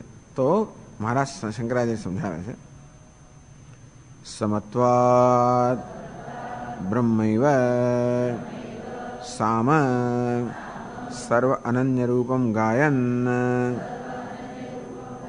શબ્દયન આત્મૈકત્વમ પ્રખ્યાપયન લોકાનુગ્રહાર્થમ તદ્વિજ્ઞાન ફલમ ચ અતીવ કૃતાર્થત્વમ ગાયન આસ્તે તિષ્ઠતે. સામનું ગાન કરતા કરતા એ વિચરણ કરે છે. સામ એટલે શું? સમત્વાદ બ્રહ્મૈવ સામ, સમત્વાદ નિર્દોષમી સમમ બ્રહ્મ, સર્વમાં સમાન હોવાના કારણે બ્રહ્મને જે સમ કહેવામાં આવ્યું એ સમને જ સામ કહેવામાં આવ્યું. બ્રહ્મૈવ સામ એટલે બ્રહ્મનું ગાન કરતા કરતા, એટલે કદાચ એને સામગાન ન આવડતું શું થાય? એવું છે કે સામગાન બધાને આવડતું એવું નથી હોતું, અથવા જે ગાન કરતો હોય બરોબર ગાન કરે એવું એટલે એવું નથી કે આ બ્રહ્મ જ્ઞાન થયું એટલે બધાને સામની રૂચાઓ આવડી જાય, સામવેદ એવું નથી. જે કઈ રૂચાઓ આવડતી હોય એ પણ સાચી રીતે ગાતો એવો પણ કોઈ નિયમ નથી હોતો. એટલે ટૂંકમાં એટલે આ સામનું ગાન કરતો કરતો એટલે બીજો ધારો કે બીજું કોઈ ભાષા બોલતો હોય તો એ સામ ના બોલતો હોય. નહીં, સામ એટલે સમત્વાત બ્રહ્મૈવ સામ, સર્વમાં સમાન હોવાના કારણે બ્રહ્મ જે સમ છે એને સમ છે એ જ સામ છે. સર્વ અનન્ય રૂપમ, બ્રહ્મ કેવું છે? સર્વ અનન્ય રૂપ, કશાથી અન્ય નથી. એટલે જે કશાથી અન્ય નથી એ પ્રકારનો જે બ્રહ્મ છે એ ગાયન, આ બ્રહ્મનું ગાન કરતો કરતો, ટૂંકમાં પોતાના ગાન દ્વારા બ્રહ્મને પ્રગટ કરતો કરતો, સર્વવ્યાપી સ્વરૂપભૂતમ, જે સર્વત્ર વ્યાપ્ત છે, સર્વમાં સમાન રહેલું, સર્વના આત્મા છે એવા બ્રહ્મને પ્રગટ કરતો, પોતાના ગાન દ્વારા એ બ્રહ્મને પ્રગટ કરતો કરતો. એને ગાતા ના આવડતો હોય તો ના ગાય નહીં એવું પણ બને કદાચ. કે લોકાનુગ્રહમ કુર્વન, ટૂંકો લોકાનો અનુગ્રહ કરતો કરતો પણ ઘણી વાર લોકોનો અનુગ્રહ ત્યારે થાય છે આપણે ન ગાઈએ તો. એવું નથી કે આપણે ગાઈએ તો લોકનો અનુગ્રહ થાય એવું નથી હોતું, પણ ટૂંકમાં ગાવાનો અર્થ એ છે કે ટૂંકમાં એનું વ્યક્તિત્વની અભિવ્યક્તિ થાય છે આ પ્રકારની. સર્વ અનન્ય રૂપમ ગાયન શબ્દયન, ગાન કરવું એટલે શબ્દમાં વ્યક્ત કરવું. કોને વ્યક્ત કરે છે? આ બ્રહ્મને વ્યક્ત કરતો કરતો. આત્મૈકત્વમ પ્રખ્યાપયન, આત્મા એકત્વ જે છે એની પ્રખ્યાતિ કરતો કરતો, એટલે કે આત્માની એકતા જે છે, જેનું પોતાનું જ્ઞાન છે, જેનું પોતાનું દર્શન છે, એનું પ્રખ્યાપન કરતો કરતો, એની જ ઘોષણા કરતો કરતો. સ્વાનુભવ સિદ્ધસ્ય આત્મૈકત્વસ્ય તજ્ઞાન ફલસ્ય કૃતાર્થત્વસ્ય ખ્યાપનમ, અને એ જ્ઞાનને કારણે પોતે કૃતકૃત્ય છે. તદ વિજ્ઞાન ફલમ છે અતીવ કૃતાર્થત્વમ, એક તો પોતે સર્વનો આત્મા છે એ જાહેર કરે છે, અને જોડે જોડે એ સર્વાત્મત્વના જ્ઞાનને કારણે પોતે કેવો કૃતાર્થ બન્યો, કેવો કૃતકૃત્ય બન્યો, એ પોતાની કૃતકૃત્યતાની પણ ઘોષણા કરે છે, જાહેર કરે છે. શું કરવા કરે છે? આવું કરવાની જરૂર શું? કહે છે લોકાનુગ્રહાર્થમ, લોક પર અનુગ્રહ કરવા માટે. કેવી રીતે? આત્મૈકત્વ જ્ઞાન વિના ન સંસાર દાવા ન શાંતિ. ટૂંકમાં આ પ્રકારની ખ્યાપના કરીને એ પોતે જણાવી રહ્યો છે કે આત્મ એકત્વ જ્ઞાન વિના આત્મા એકત્વનું જ્ઞાન ન થાય ત્યાં સુધી ન સંસાર દાવાનલ શાંતિ, આ સંસારના દાવાનલની શાંતિ નથી. જે સંસારના દાવાનલમાં સંતપ્ત મનુષ્ય છે એમની સમક્ષ આવું ગાન કરી રહ્યો છે કે જ્યાં સુધી આત્માની એકત્વનું જ્ઞાન નથી, જ્યાં સુધી ભેદભાવ છે, જ્યાં સુધી ભેદભાવ અંશ માત્ર પણ છે ત્યાં સુધી આ દાવાનલમાં સંપૂર્ણ શાંતિ નથી. અતઃ યત્નતઃ તત્સંપાદનીયમ, એના માટે હે લોકો, હે મનુષ્યો, યત્નપૂર્વક આત્મ એકત્વનું જ્ઞાન સંપાદિત કરવું જોઈએ. સર્વૈહિતિ જ્ઞાપનમ લોકાનુગ્રહ, બસ બધા લોકોએ આ આત્મ એકત્વનું જ્ઞાન પ્રાપ્ત કરવું જ જોઈએ, તો જ સંસાર બી દાવાનળથી શાંતિ થાય. એ રીતે લોકોને જણાવે છે. આમ પોતે છે દ્વારા એને કશું ન જણાવે તો શું, એને જોઈને જ લોકો જોયું કે આ કેવી રીતે મુક્ત છે, આને કેમ કશું દુઃખ નથી. એટલે ખબર પડે કે આને દુઃખ ને એનું કારણ શું. બાકી દુઃખ હોવા માટે બધા સંજોગો તો છે જ, આપણા જેવા જ એના સંજોગો છે ને, તો કેમ દુઃખ નથી. આપણો એનો ભેદ શું છે, આ એક જ વસ્તુ, એની દ્રષ્ટિ જુદી છે, સર્વાત્મત્વ. બસ એ જ બધો, એને કારણે બધો જ ફેર પડી જાય છે. એટલે ટૂંકમાં પોતાના હોવા દ્વારા જ આ પ્રકારનું ખ્યાપન કરે છે કે કેવું આત્મ એકત્વ જ્ઞાનને કારણે જ આ સંસારના દાવાનળની શાંતિ થઈ ગઈ છે. એના માટે હે મનુષ્યો, તમે પણ એ જ્ઞાન જરૂર પ્રયત્નપૂર્વક પ્રાપ્ત કરો. એટલે કહ્યું તદ વિજ્ઞાન ફલમ છે અતીવ કૃતાર્થત્વ ગાયન આસ્તે તિષ્ઠતી. આ પ્રકારે આ ગાન કરતા કરતો આ મહાપુરુષ વિચરણ કરી રહ્યો છે. બાકીનો જે અંશ છે આવતીકાલે પૂરો કરશું આપણે. ઓમ પૂર્ણમદ પૂર્ણમિદમ પૂર્ણાત પૂર્ણમુદચ્યતે પૂર્ણમાદાય પૂર્ણમેવાવશિષ્યતે. ઓમ શાંતિ શાંતિ શાંતિ. શંકરં શંકરાચાર્યં કેશવં બાદરાયણં સૂત્રભાષ્યકૃતૌ વંદે ભગવन्तौ પુનઃ પુનઃ. ઈશ્વરો ગુરુરાત્મેતિ મૂર્તિભેદવિભાગિને વ્યોમવદ્વ્યાપ્તદેહાય દક્ષિણામૂર્તયે નમઃ. ઓમ શાંતિ શાંતિ શાંતિ. હરિ ઓમ. શ્રી ગુરુભ્યો નમઃ. હરિ ઓમ. સયશ્ચાયં પુરુષે યશ્ચાસાવાદિત્યે સ એકઃ સ એવં વિત અસ્માન લોકાત પ્રેત્ય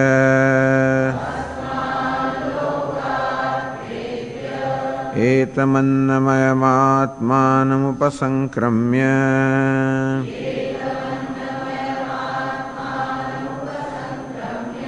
एतं प्राणमयमात्मानमुपसंक्रम्य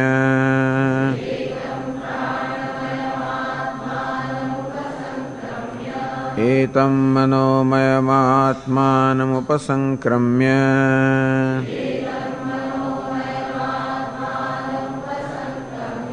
एतं विज्ञानमयमात्मानमुपसंक्रम्य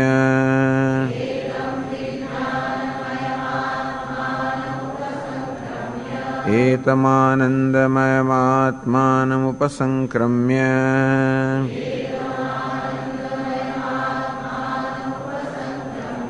इमान् लोकान् कामान्नि कामरूप्यनुसञ्चरन्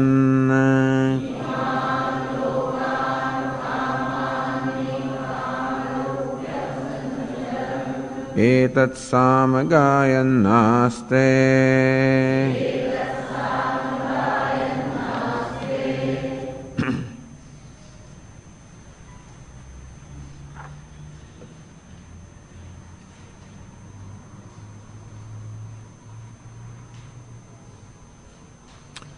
પુરુષાદિત્યસ્થ આત્મૈકત્વ વિજ્ઞાનેન એ એવં વેદ. જેને આ પ્રકારનું જ્ઞાન છે પુરુષમાં અર્થાત વ્યક્તિમાં અને આદિત્ય અર્થાત સમષ્ટિમાં રહેલો જે પરમાત્મા છે તો એનું તત્વ, પુરુષનું જે તત્વ છે, વ્યષ્ટિનું જે તત્વ છે એ જ સમષ્ટિનું તત્વ છે.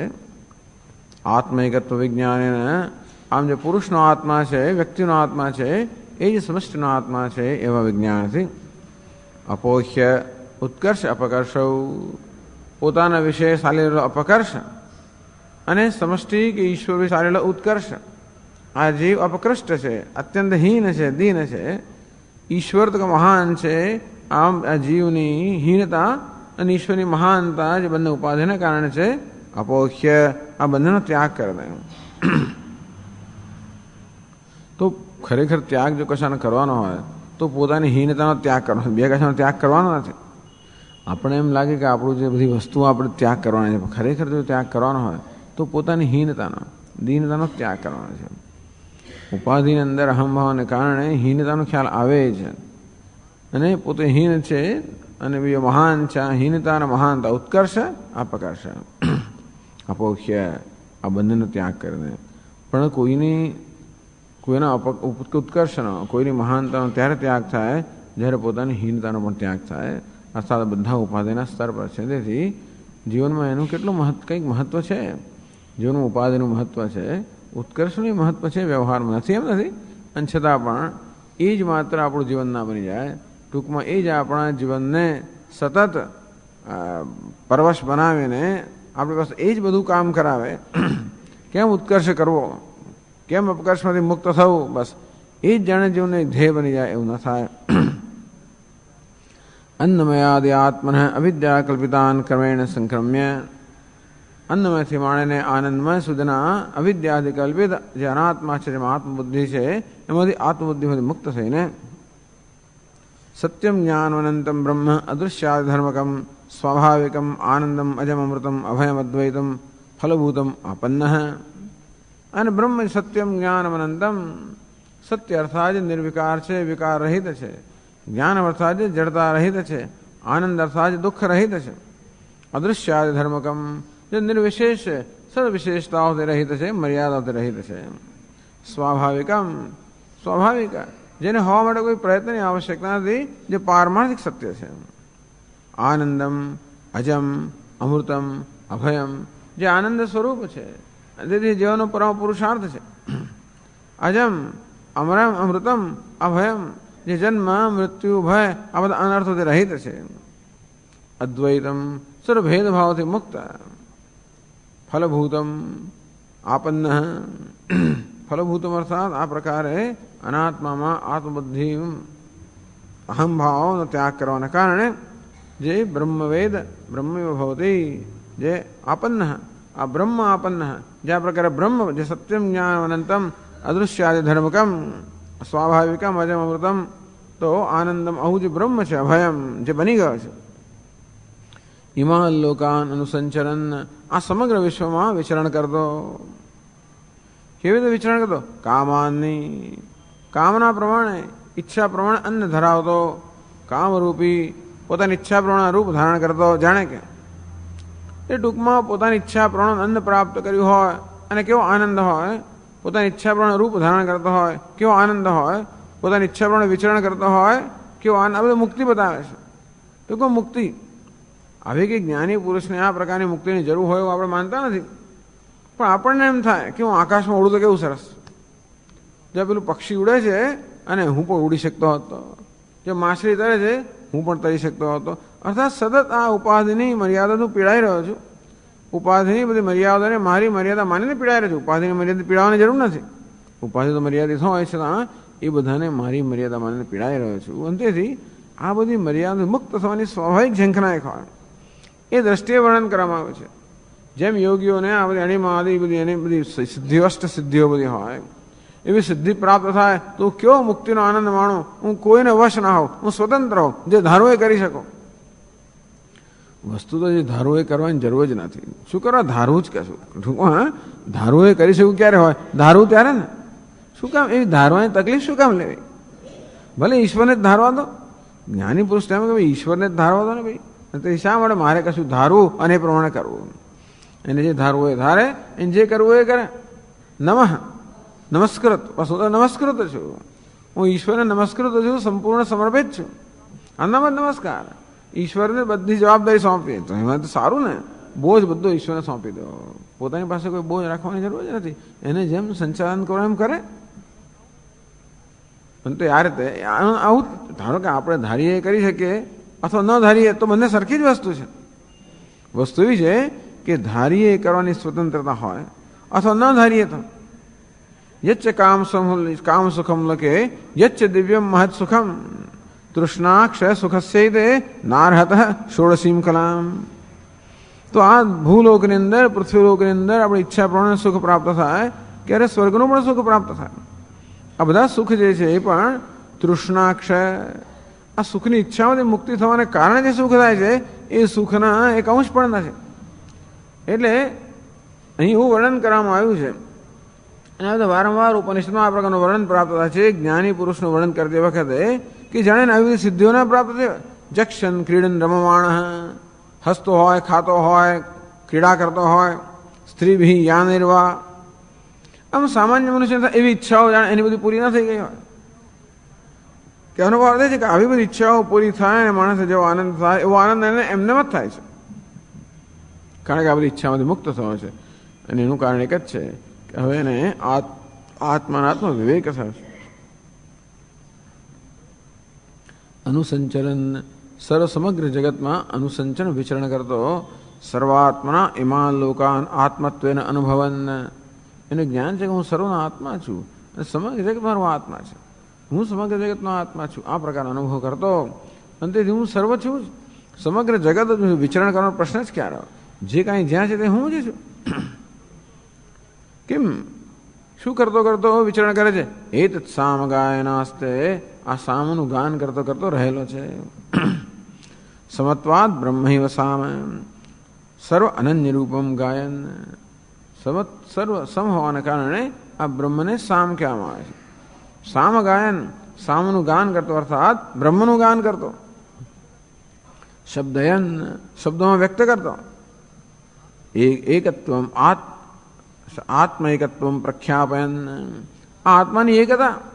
અત્યારે આત્માની અનેકતા, આત્માની એકતાની પ્રખ્યાપયન, એની પ્રખ્યાપિત કરતો અર્થાત ખ્યાપિત કરતો, ઘોષણા કરતો, જાહેર કરતો. લોકાનુગ્રહાર્થમ, આત્માની એકતાને કારણે પોતે જે મુક્તિ અનુભવી રહ્યો છે એ જાહેર કરે છે. એટલા જ માટે કે આત્મ એકત્વ જ્ઞાન વિના ન સંસાર દાવન શાંતિ. હે મનુષ્યો, આત્માના એકત્વની જ્ઞાન વિના તો સંસાર દાવાનલની ક્યારેય શાંતિ થવાની નથી. અતઃ યત્નતઃ તત્સંપાદનીયમ, તેથી યત્નપૂર્વક આત્મ એકત્વ જ્ઞાન સંપાદિત કરવું જોઈએ. એવું લોકોને જણાવવા માટે પોતાનું આત્મિકત્વ જ્ઞાન છે એની જાહેરાત કરી રહ્યો છે. લોકાનુગ્રહાર્થમ તદ વિજ્ઞાન ફલમ છે અતીવ કૃતાર્થત્વમ, અને આ જ્ઞાનનું ફળ કે પોતે અત્યંત કૃતાર્થ છે. ગાયનાસ્તે, એનું ગાન કરતો, શબ્દોમાં વ્યક્ત કરતો રહેલો છે. તો કે છે હવે ચાલો વાંચીએ આપણે આગળ. એ કેવી રીતે સામનું ગાન કેમ કરે છે? તો સામના કેટલાક મંત્રો આપેલા છે, અથવા તો જેવી રીતે સામ ગાન કરવામાં આવે એ રીતે આ મંત્રોનું ગાન કરવામાં આવ્યું છે. 3 માત્રા એટલે 3 માત્રા એવું માત્રામાં આપી છે, 3, 2 વગેરે. હા વુ હા વુ હા વુ હા વુ હા વુ હા વુ અહમ.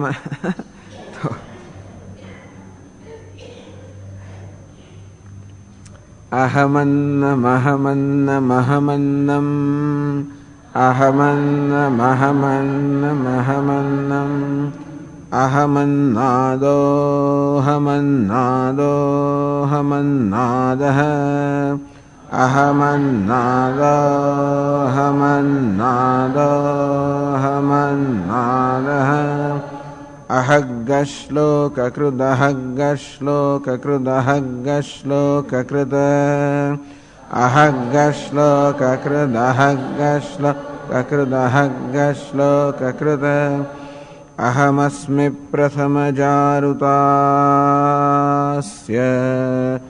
अहमस्मि प्रथमजारुतास्य पूर्वं देवेभ्यो अमृतस्य नाभाई पूर्वं देवेभ्यो अमृतस्य नाभाई यो मा ददाति स देवमा वाह यो मा ददाति स देवमा वाह अहमन्नमन्नमदन्तमाद्मि अहमन्नमन्नमदन्तमाद्मि अहं विश्वं भुवनमभ्यभवाम् अहं विश्वं भुवनमभ्यभवाम् सुवर्णज्योतिः सुवर्णज्योतिः य एवं वेद इत्युपनिषत्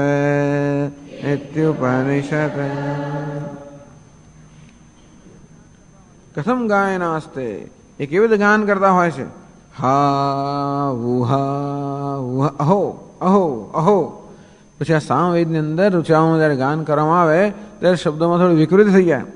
અમે પણ સંગીતકારો આપણે સાંભળીએ ત્યારે શબ્દો ઘણા વિકૃત થઈ જતા હોય છે, સમજે ના પડે અથવા જે શબ્દો એને લંબાવે એને બધું લાંબુ ચડું કરે શબ્દો વિકૃત થઈ જાય. તેવી રીતે આ શબ્દોનું ગાન કરવા અહો અહો અહો હા ઉહા ઉહા ઉ આશ્ચર્ય વ્યક્ત કરે છે.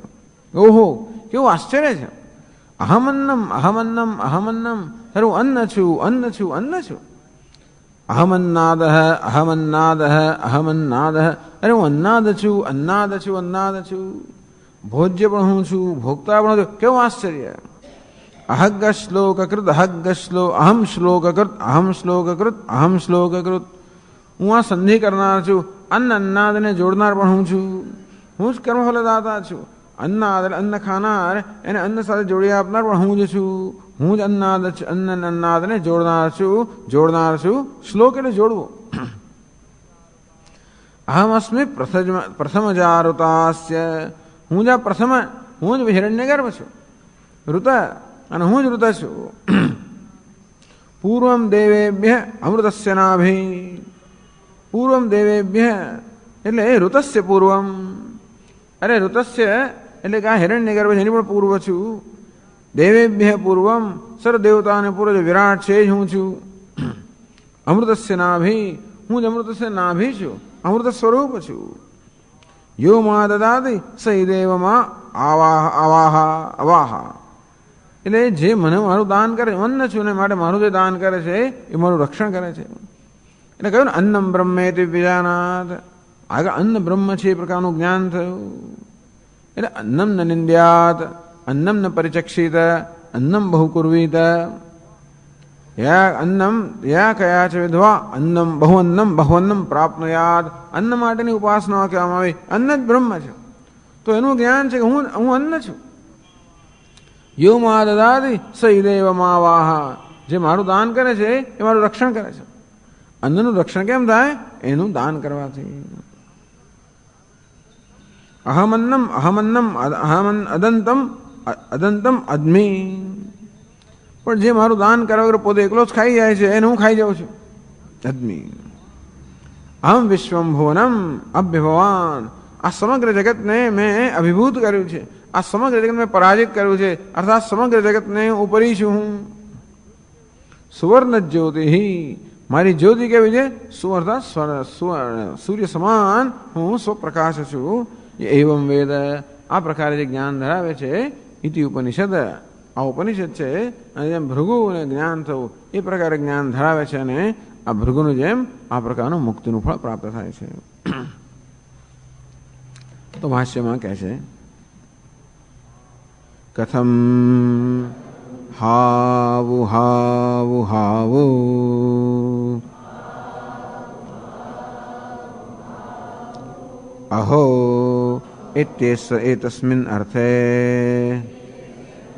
अत्यंत विस्मय ख्यापनार्थम।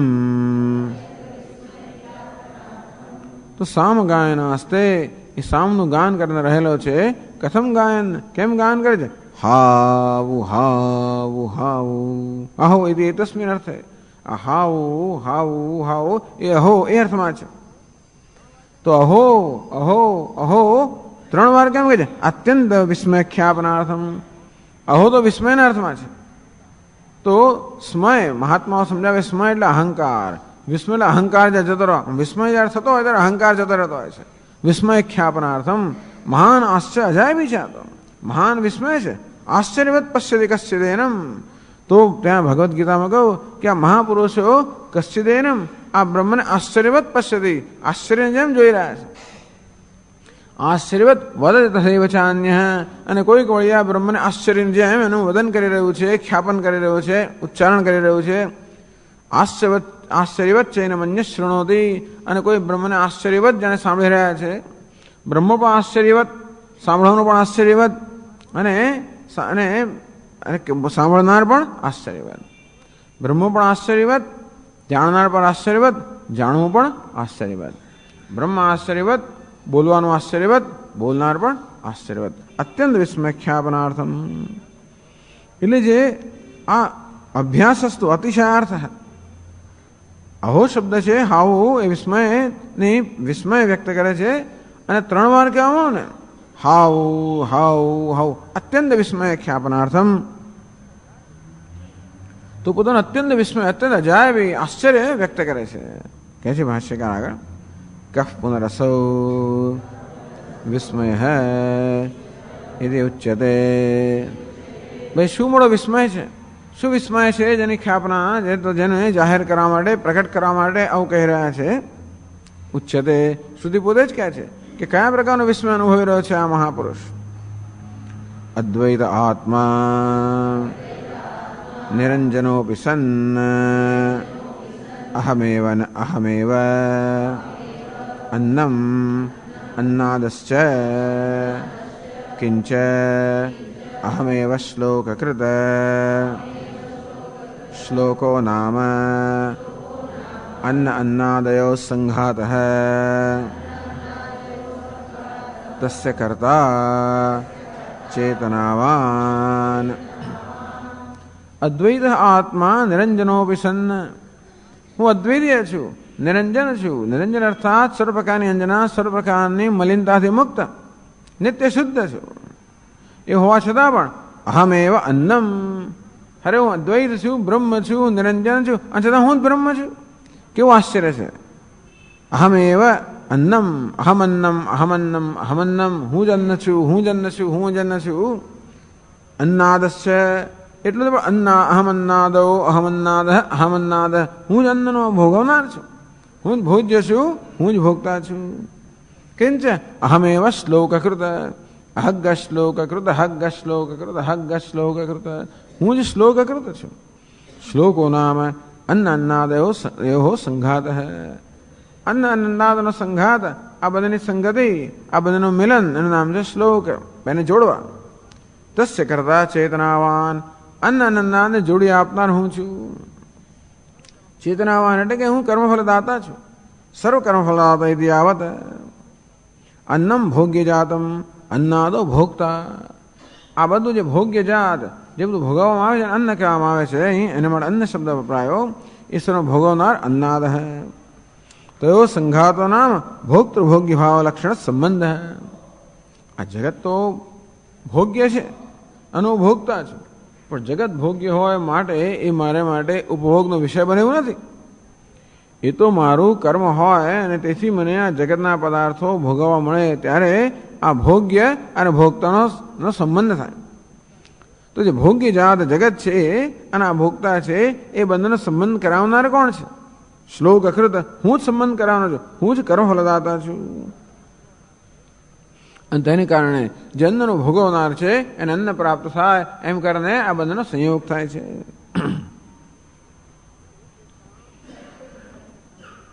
ननु एकेषां मृत्रण अनेकेषां मृत्रणकाष्ठादीनां गृहप्रासादादि रूपेण संघातकरणं दृष्टम। भाई संघात संगति कोनी थाय, सम्मेलन कोનું થાય, ભેગું કોણ થાય? અનેક બધી વસ્તુઓ ભેગીકરણ એક કરીએ આપણે.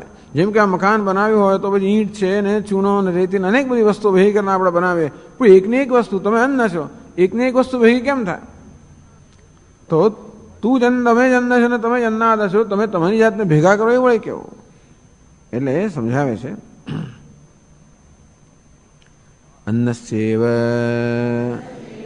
વા પરાર્થસ્ય अन्नादार्थस्य सतः अनेकात्मकस्य पारार्थेन हेतुना संघातकृत अन्नस्यैव परार्थस्य। અન્ન કેવું છે? પરાર્થમ. પરાર્થ એટલે કોઈકને માટે છે. જે ભોજન છે એ કોને માટે છે? ભોગતા માટે છે. ભોજન સ્વતંત્ર નથી. ભોજન કોઈકનું ઉપકારક છે. ભોજન કોઈકનો હેતુ સિદ્ધ કરે છે. કોનો? ભોજન કરનારનો. એટલે ભોજનની ઉપયોગિતા શું? અર્થાત ભોજનને હોવાનું કારણ શું? ભોજન શેને કારણે છે? ભોજન કરનારને માટે છે. એટલે આપણે કહી શકીએ કે ભોજન ભોગતા માટે છે, પરાર્થ બીજા અન્યને માટે છે. તેમ જગતમાં જે કંઈ જળ વસ્તુઓ છે બધી ચેતન માટે છે. આ મકાનો બાંધવામાં આવે, અનેક બધી વસ્તુઓને ભેગી કરીને મકાન બાંધવામાં આવે, તે પણ કોઈક ચેતન માટે હોય. તો અન્નસ્યૈવ એવા પરાર્થસ્ય અન્નાદાર્થસ્ય કોને માટે છે? અન્નના ભોગવનાર માટે, ખાનાર માટે છે. સતઃ અનેકાત્મકસ્ય અન્ન તો કે અનેકાત્મક એટલે અનેક વસ્તુનું બનેલું છે ને. આ જગત જે પંચમહાભૂત એટલે અનેકતામાં રહેલી જ છે. પારાર્થને હેતુના સંઘાતકૃત. કારણ કે અન્ન જે છે એ અન્યને માટે છે, અન્નાદને માટે છે. અને પણ અન્નને અન્નાદ સાથે હું જોડી આપનારો સંઘાત કરતો છું, શ્લોક કરતો છું.